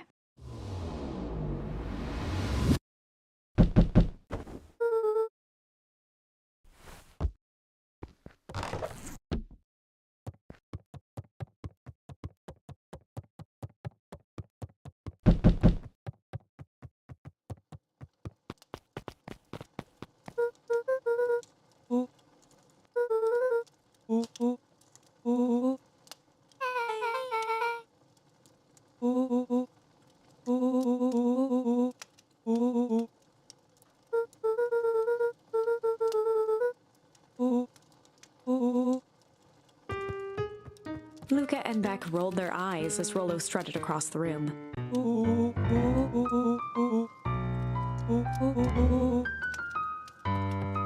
Rollo flung open the cabinet with confidence. He coughed as a veil of dust hit his face.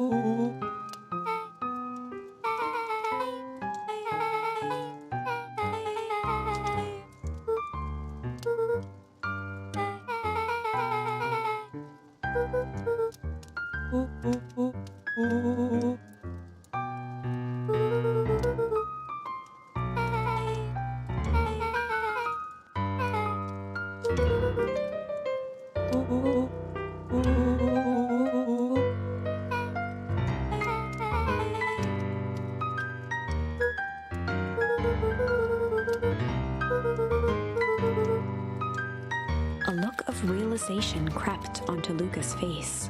All three kids snapped to glance at each other, then sprinted in turn toward the kitchen.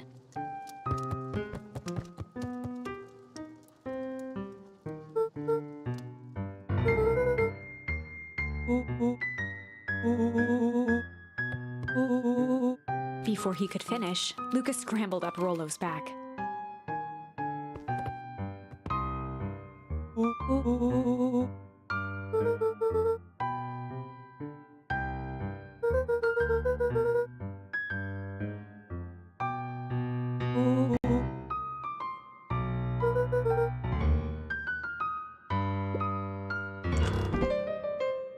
The three crowded around the hutch to peer in. With the glass doors opened, a perfect porcelain display gleamed in front of them. Their eyes searched for anything amiss, but the only distinct feature was its impeccability.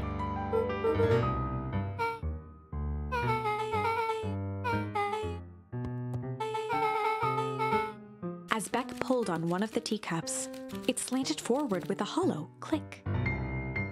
The entire hutch began to rustle and slide under its own power.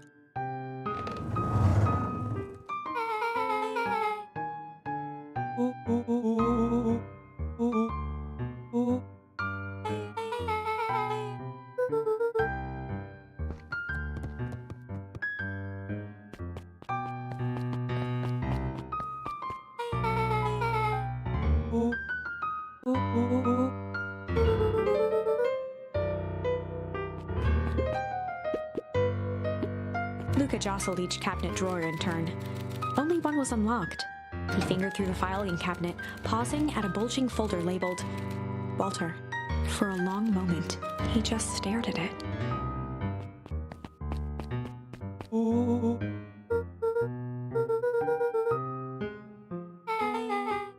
Luca nodded and caressed the label with his thumb.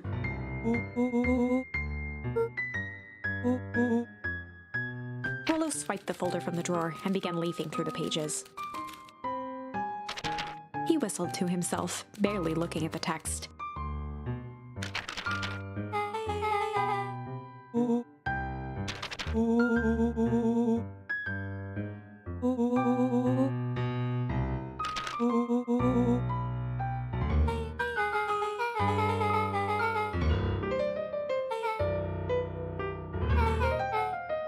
He stopped at a page and mimed, holding up a monocle.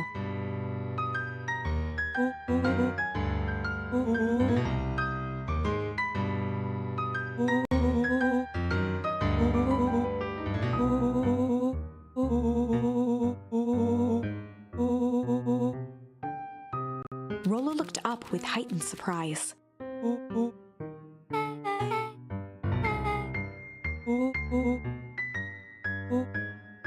Rollo's finger traced across the page.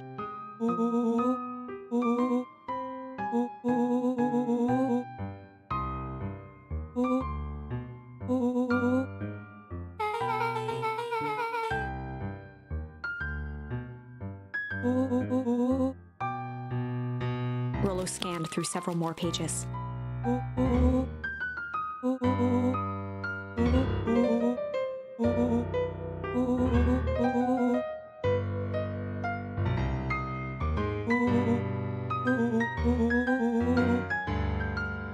Luca, staring blankly at the cabinet this whole time, spoke softly.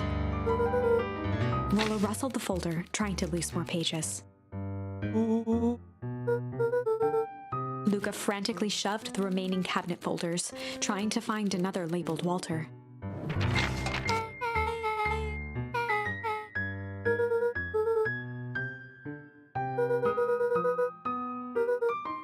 Luca slammed the drawer shut. A spider web of string connected photos of people from the town, interspersed with hastily scrawled notes.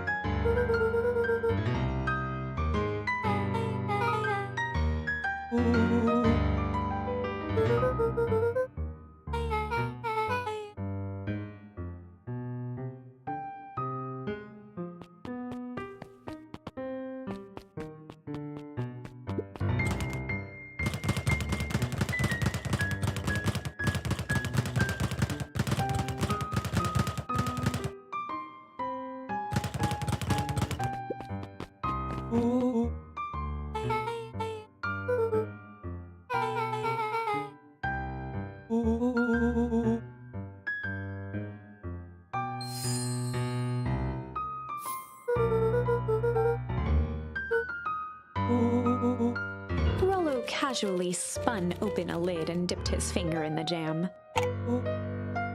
He smacked his lips.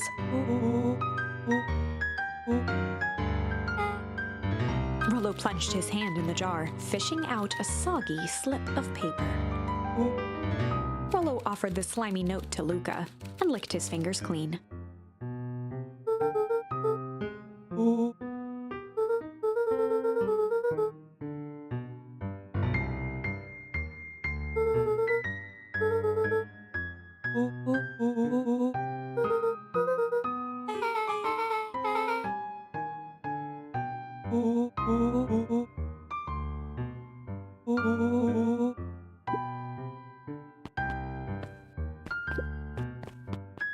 They crowded around a worn-down old map of Beacon Pines.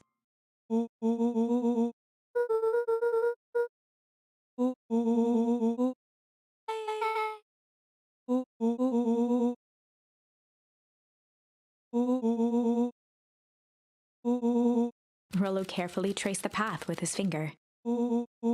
He jabbed down at the end point.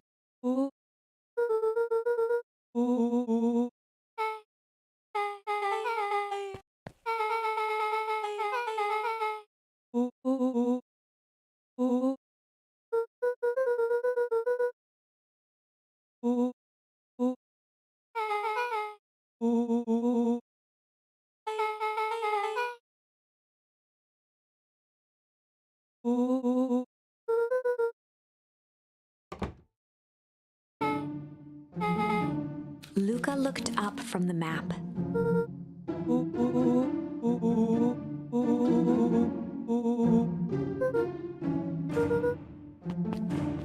Beck flicked off the light, and they became statues in the dark.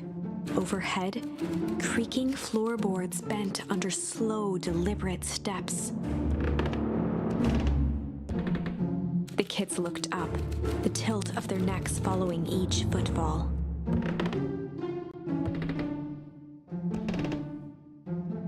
Then suddenly, it stopped. Without realizing, they'd been holding their breath. All three exhaled shakily and glanced at each other. A muffled male voice broke the silence. A final few footsteps reached the entrance above them, and the voice now echoed down the stairs.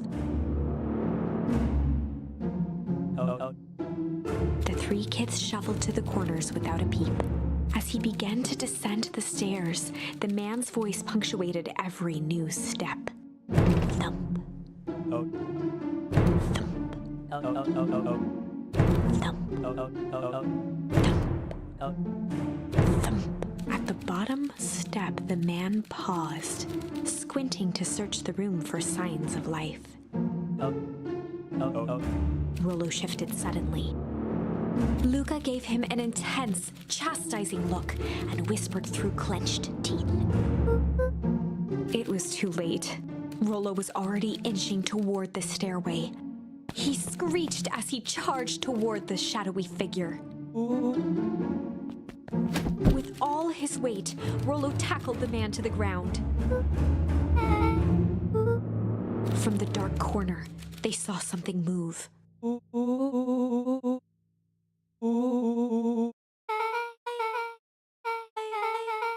Luca scrambled to the hunched figure on the ground. Pressing his fingers to the man's neck, he sighed with relief.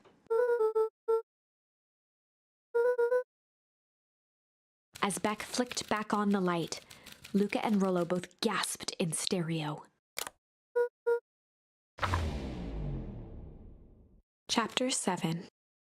The Interrogation of Hiram Tolliver. Still unconscious, Mr. Tolliver slumped heavily in a shoddy old chair. His hands were bound with rope, his feet tied with some loose string. The kids huddled in a circle, discussing their plan. One thing was certain, they couldn't just let Mr. Tolliver go. They needed to know what he was doing in Luca's house. After some deliberation, it was decided. They'd run the classic good cop, chill cop interrogation.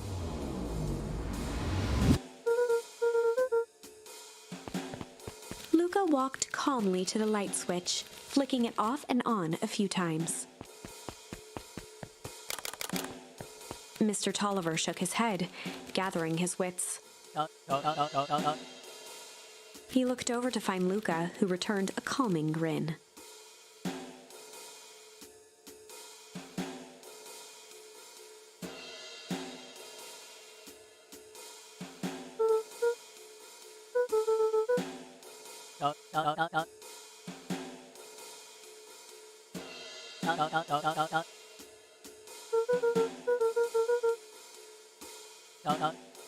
Rollo and Beck emerged from hiding to give a timid wave.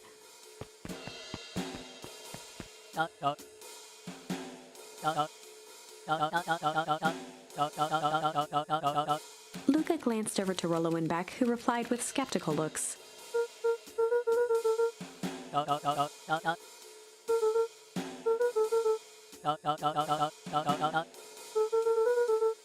Mr. Tolliver exhaled with disappointment.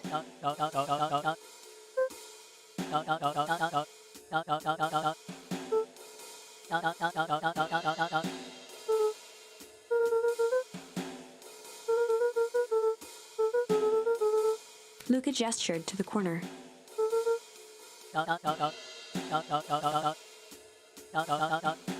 Luca looked again to Rollo and Beck. This time they shrugged. Luca began to slowly loosen the bindings. Mr. Tolliver gently rubbed his wrists. He edged imperceptibly toward the stairs as he spoke. Before the kids had even noticed his movement, Mr. Tolliver was at the light switch. He punctuated his final words by flicking the switch and rushing up the stairs. Beck darted to the wall and turned back on the lights. It was too late. Rollo confirmed what they all heard. Mr. Tolliver's muffled voice came from behind the door.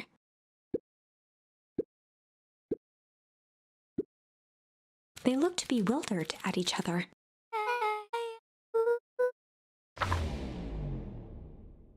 They heard the staccato thump of quick steps exiting the house. The kids looked down in resignation. This isn't how it goes in Hank Atomic. For some reason, they'd always assumed it was up to them to save their town. Luca opened his mouth, hoping to conjure some magical words to make this right. Only a hollow croak escaped. The end. Well, we certainly aren't going to find a grand resolution to our tale locked in a basement. Back to the drawing board.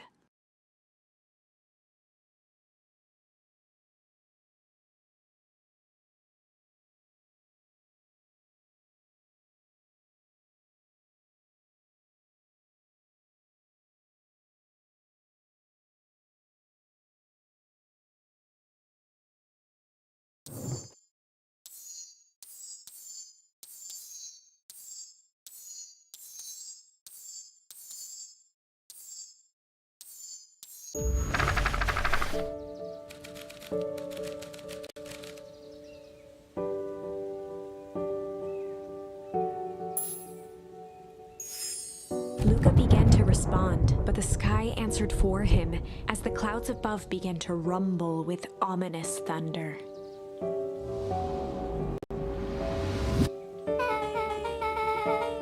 Luca surveyed the roiling clouds. At that moment, the heavens opened up, unleashing torrential rain.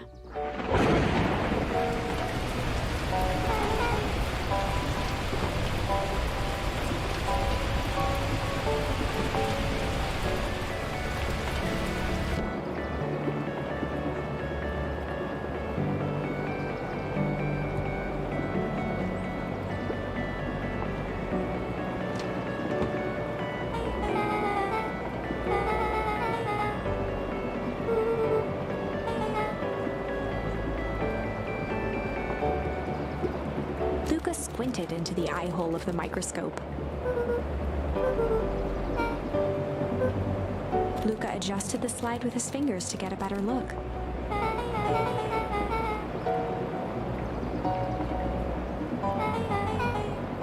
Luca wiped his hand off on his sweater and gave a nervous laugh.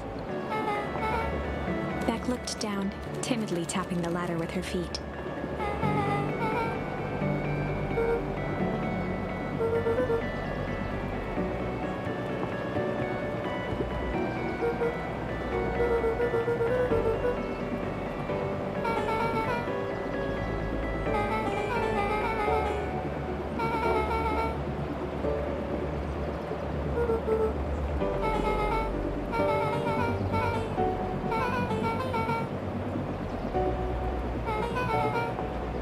Luca flicked at one of the toggles.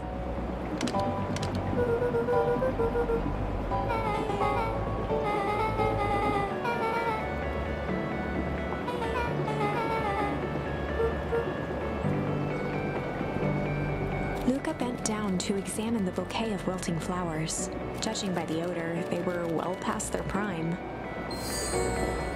He flipped open the attached card.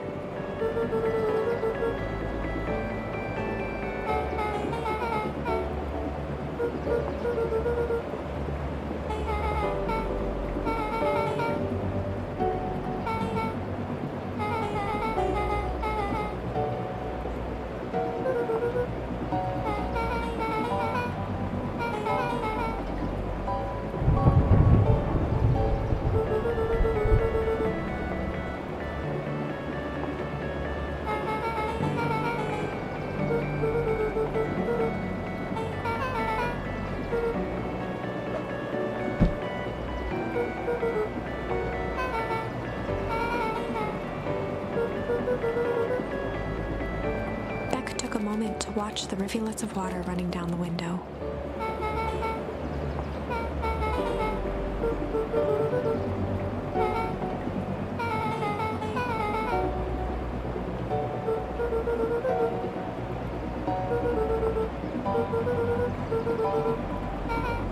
Luca took a deep breath, exhaling.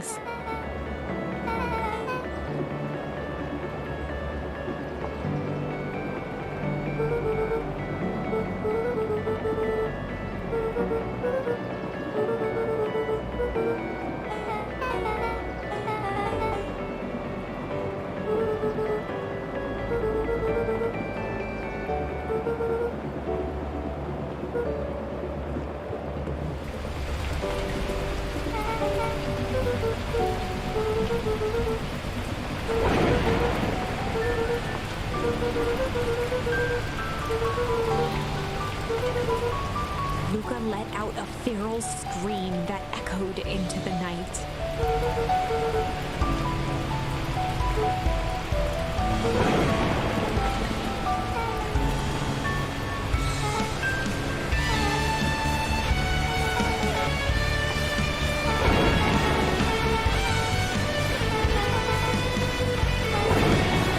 Her voice dropped to a trembling whisper.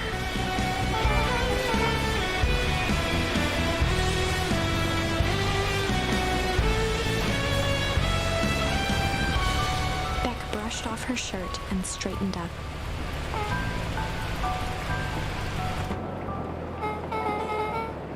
As abruptly as it began, the storm abated.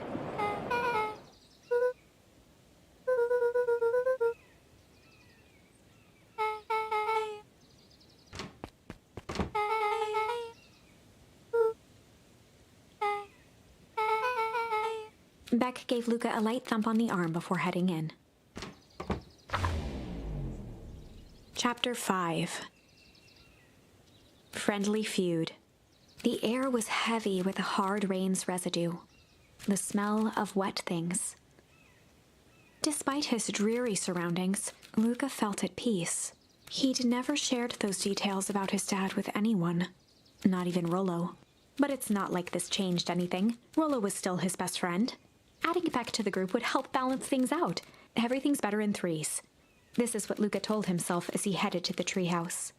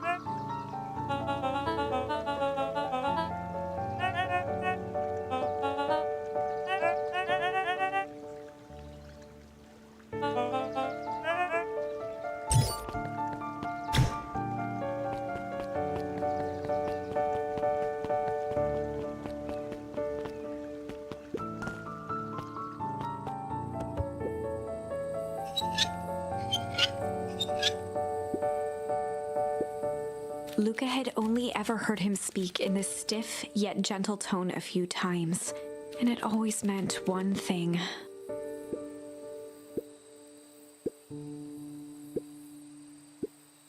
Rollo scoffed.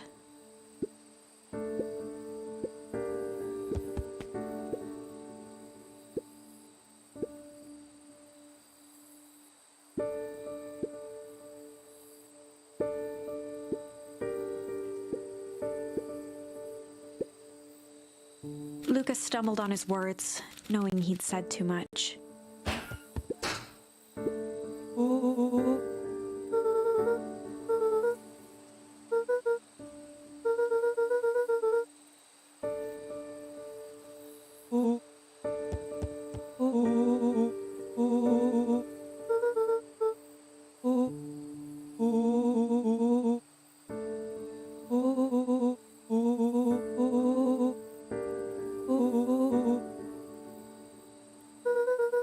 Luca became instinctively angry in response.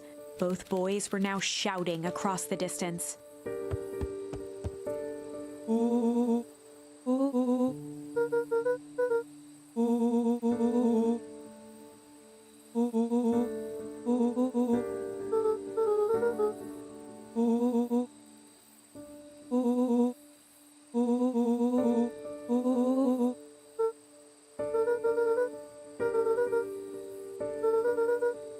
Rollo's tone changed to a calm, yet more intense anger.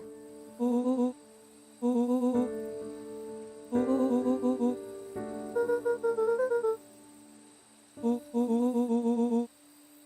words hung in the cold night air. Rollo's stomach dropped, knowing he'd crossed a line. But it was too late.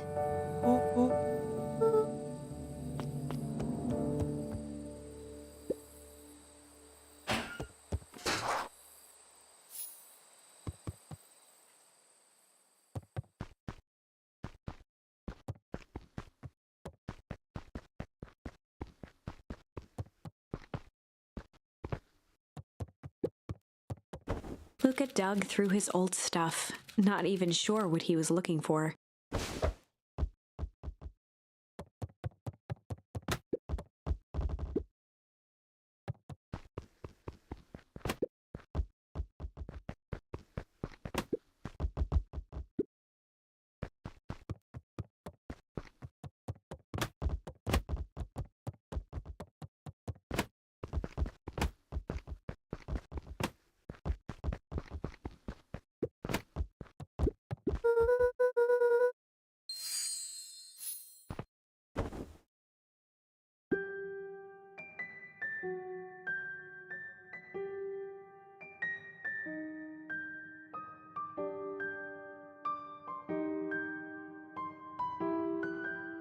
Gran cooed gently from the hallway.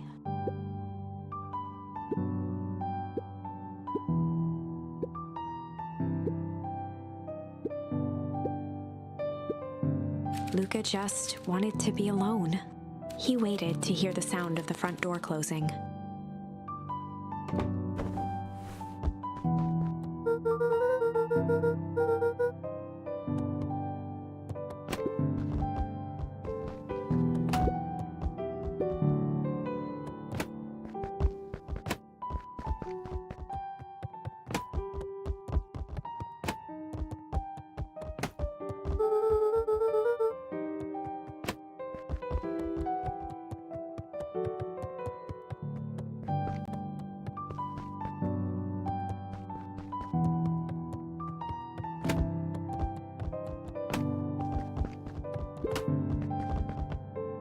Luca dozed off again.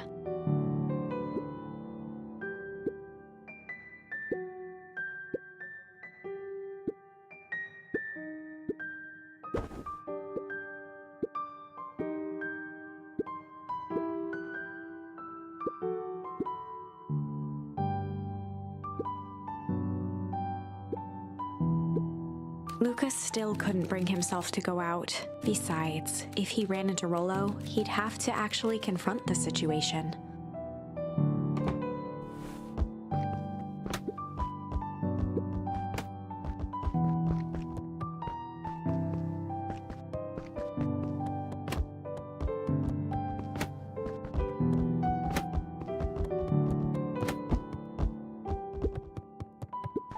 The Adventures of Hank Atomic. Luca carefully opened the cover and began to read. Rollo had received it for his birthday, a special hardcover edition with behind-the-scenes commentary and bonus art. Rollo cherished it, but asked that Luca keep it at his house. Luca wasn't sure if it was because Rollo didn't trust himself with it, didn't trust his sister around it, or just wanted an excuse to come hang out at Luca's more often. Whatever the reason, Luca didn't mind. But it had stayed right there where Rollo had stashed it ever since. Now, at the foot of his bed, Luca lost himself in the pages. He'd read it all before, but at this moment, it somehow felt sentimental. He was well into issue number 5 when he heard soft footsteps from the hallway.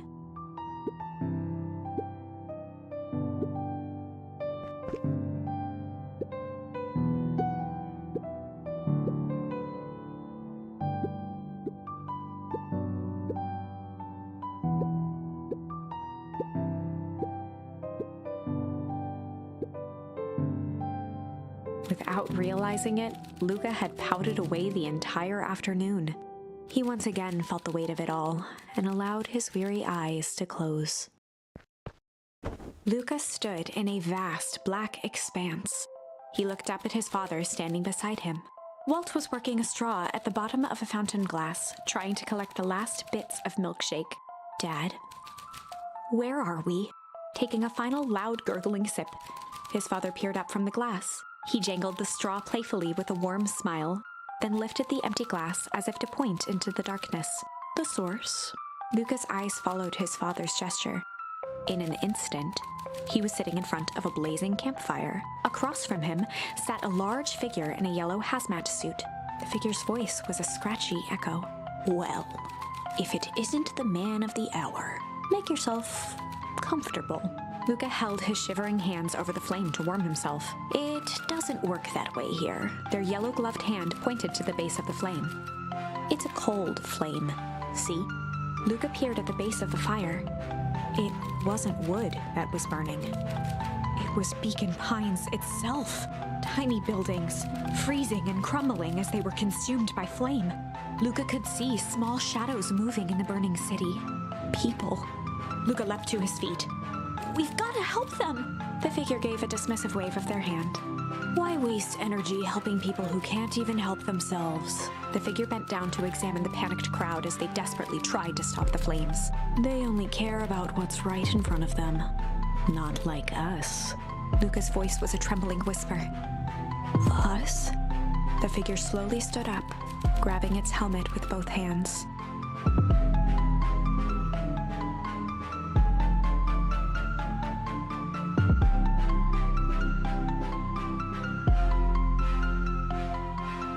With a jolt and a twist, the suit emitted a gasp. A cloud of torpid mist escaped, slowly revealing the face within. Luca's own face looked back at him, older, worn, distant. The sensation was oddly familiar, as if he'd caught his own reflection by surprise in the mirror. The doppelganger smiled. "I tried to help once." He gestured towards his face. "And all it got me was this." Luca staggered back. "You aren't me." Luca felt a hand catch his shoulder. His father was there again, beside him. "Every choice sets us on a path. This is the end of one of your paths, son." Luca watched his older self shake its head ruefully, its face twisting into a cruel grin. "Well, Dad, if you wanted him to see this, far be it from me to disappoint." Luca watched in shock as the figure took a confident step forward and plunged into the flames. In a flash of cold light, he was gone. "What does all of this mean?" Luca felt a reassuring squeeze on his shoulder. "Just remember, why we choose matters just as much as what we choose." Luca woke up to see a hazy figure at the foot of his bed, silhouetted in the morning sun.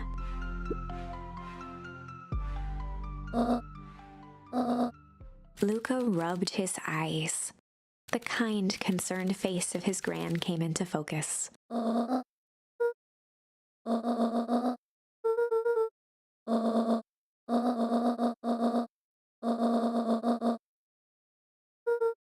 Gran and silenced Luca with a gentle pat on the leg.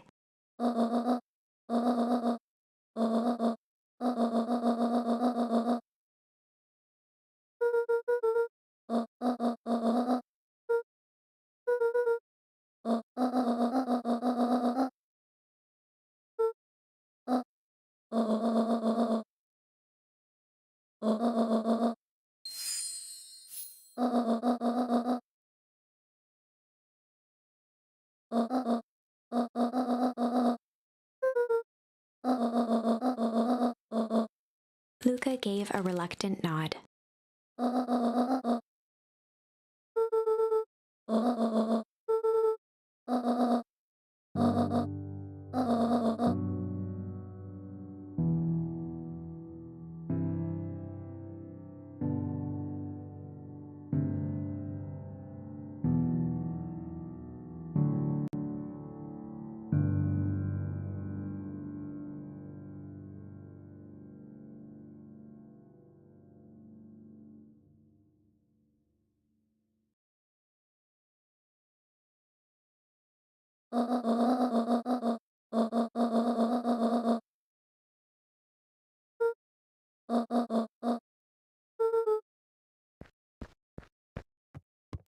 Luca took a deep breath.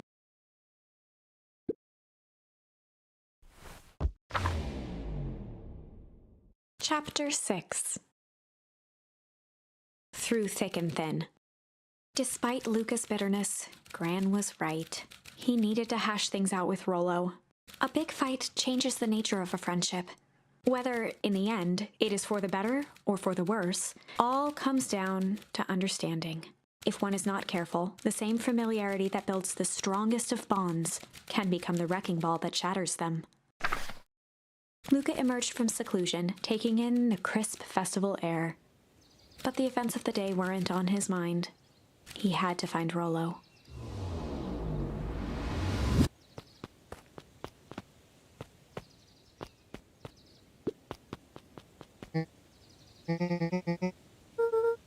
Roxy rolled her eyes, shaking her head.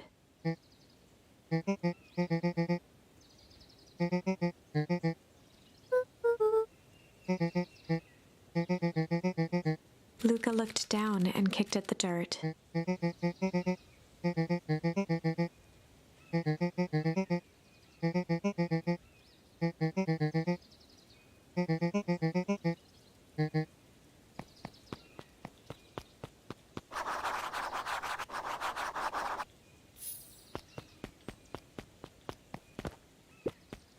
The road leading to Beacon Pines was long and uninspiring, a sort of natural barrier for the impatient.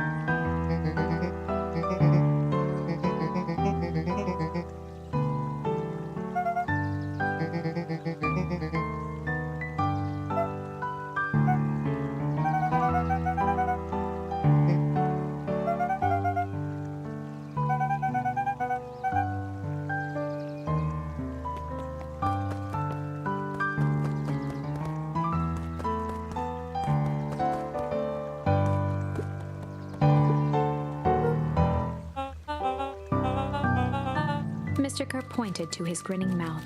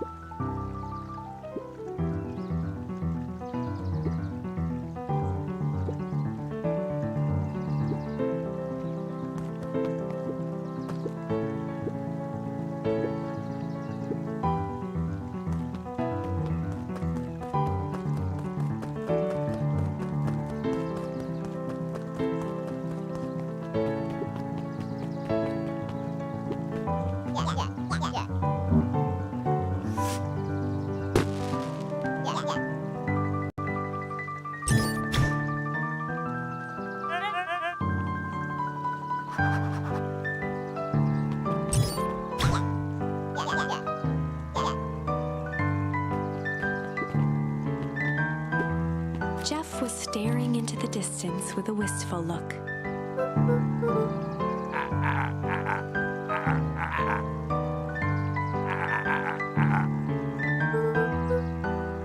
Jeff turned to Luca with a furrowed brow, then gave an understanding nod.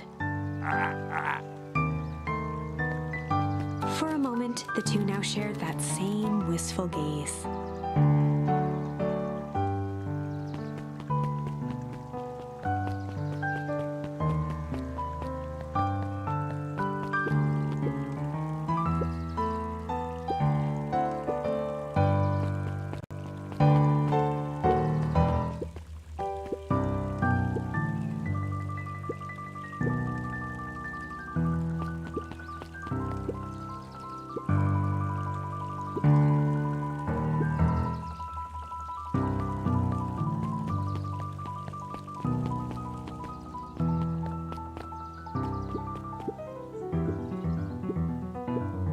Sorry all became flesh.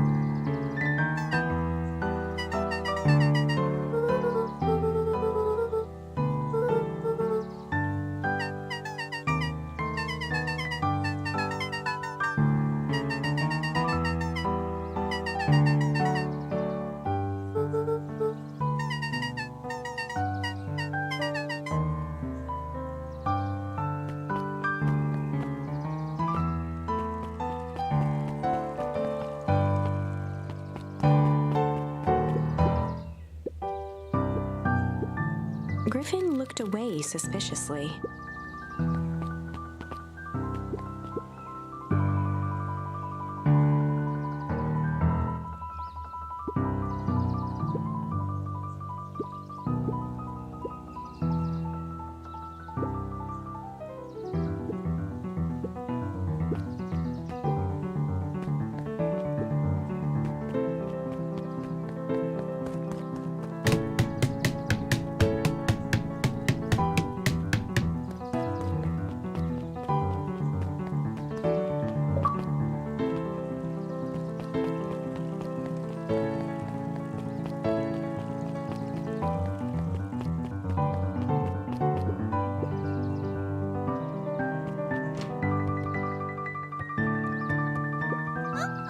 Kato's eyes lit with excitement.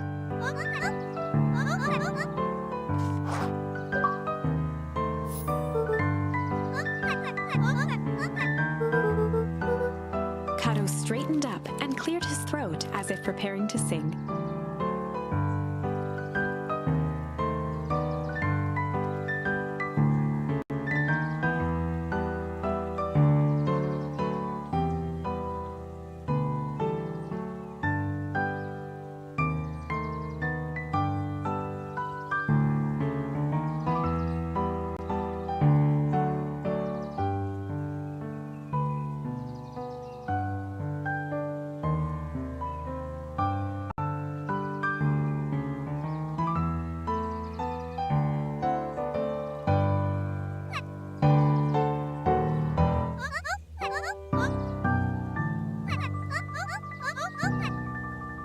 Kato stared at Luca eagerly.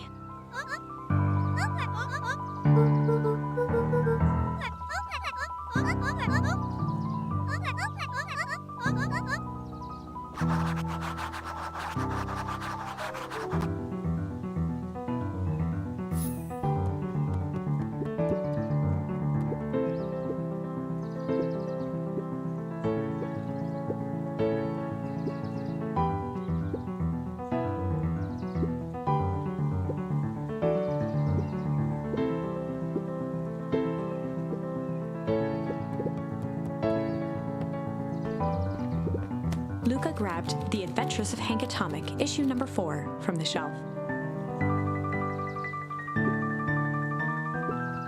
Luca grabbed The Adventures of Hank Atomic, issue number 5, from the shelf. Kato removed his book from the desk and replaced it with Luca's, turning on the lamp. As he slid the book under the purple light, 2 words glowed. The Adventures of Hank Atomic, issue 5. Luca clicked his tongue with recognition.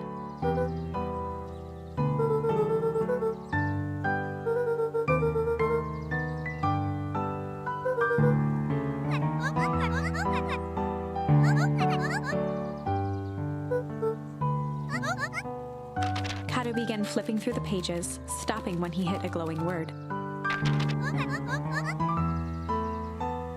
He continued flipping.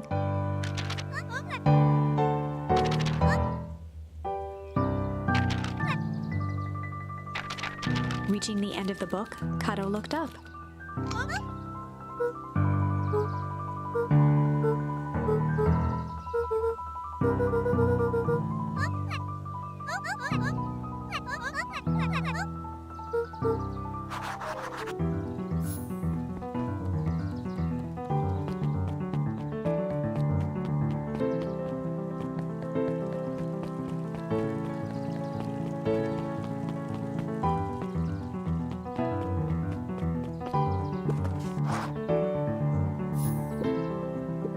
Before Luca could finish his sentence, Griffin handed him a corn dog.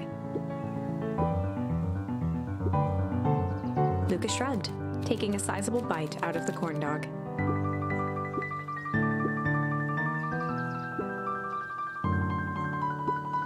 Luca tongued at his cheeks, feeling something rough between his teeth. He reached into his mouth and pulled out a slip of paper. He shook off the bits of corn dog to read the slip.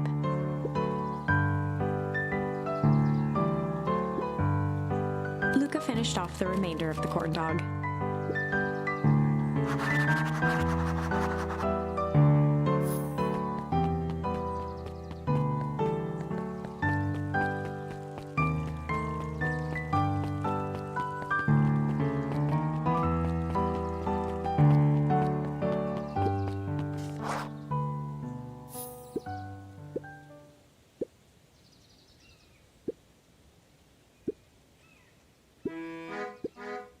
Lumi waved his hands around sarcastically as he began.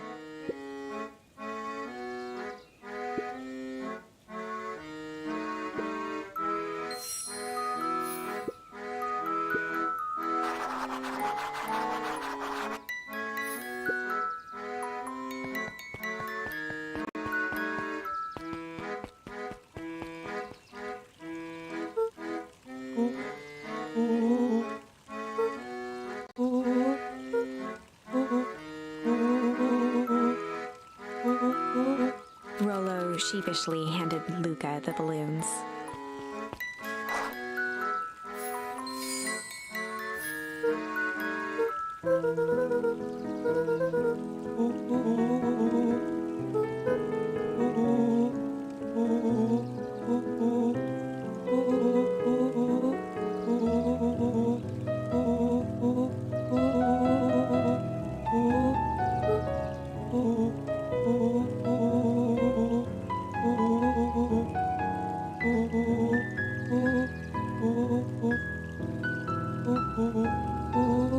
Luca threw himself at Rollo, hugging him as tightly as he could.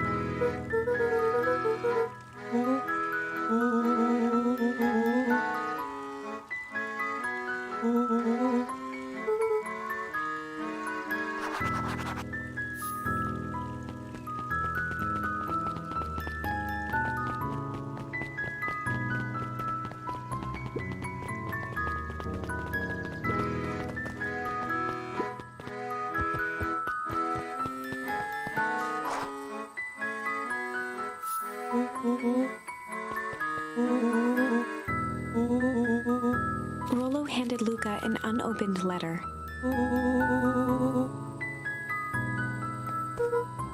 Luca, some things are going to happen that might be difficult for you to understand. If I am honest, I hardly understand them myself. But whatever happens, I need you to know that I love you. None of this is fair to you. You have already lost so much. We both have. I wish there was a simpler way forward. But if there is, I haven't thought of it. God knows I've tried everything I've done. I did for you. I hope someday you can accept that. Love, Gran. Luca folded the paper into his pocket and headed up the ladder.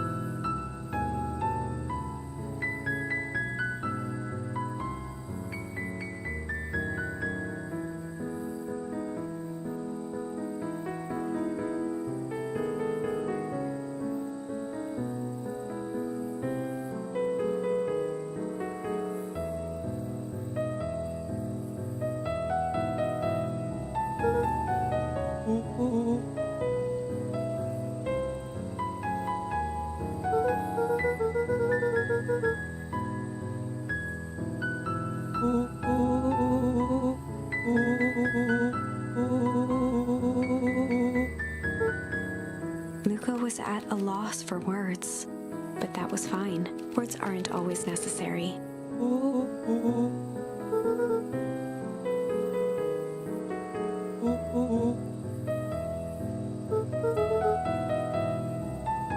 Sadly, this was untrue.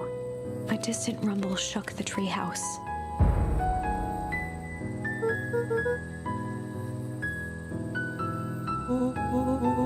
It was not fireworks. It was something the boys couldn't possibly comprehend. Something as old and cruel as time itself.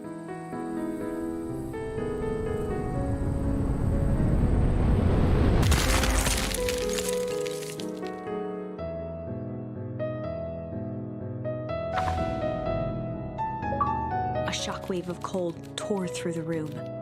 A bitter, unfathomable chill. Before they could react, it encased them in ice. Two boys, reunited by friendship, only to be cruelly separated by a malevolence beyond reason. And so, our story ends on this melancholy scene, in a silent treehouse turned statuary. In a town brought low by its secrets, sits a pair of friends, alone, together, for the rest of time. The end. No, that can't be the ending. It simply can't. I won't accept it, and I hope you won't either. There are more endings, more possibilities. I can feel it. We are just going to have to sort through them all until we find the one that fits.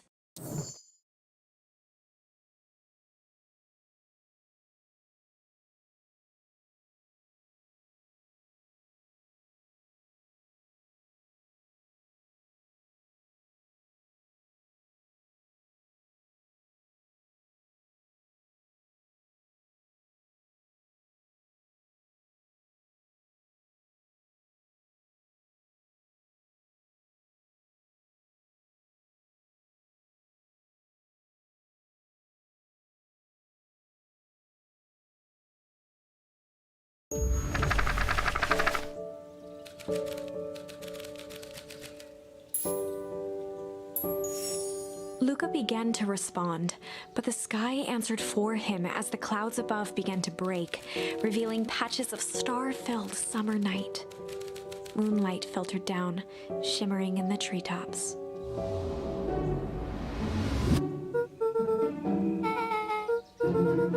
Luca stopped himself mid-sentence.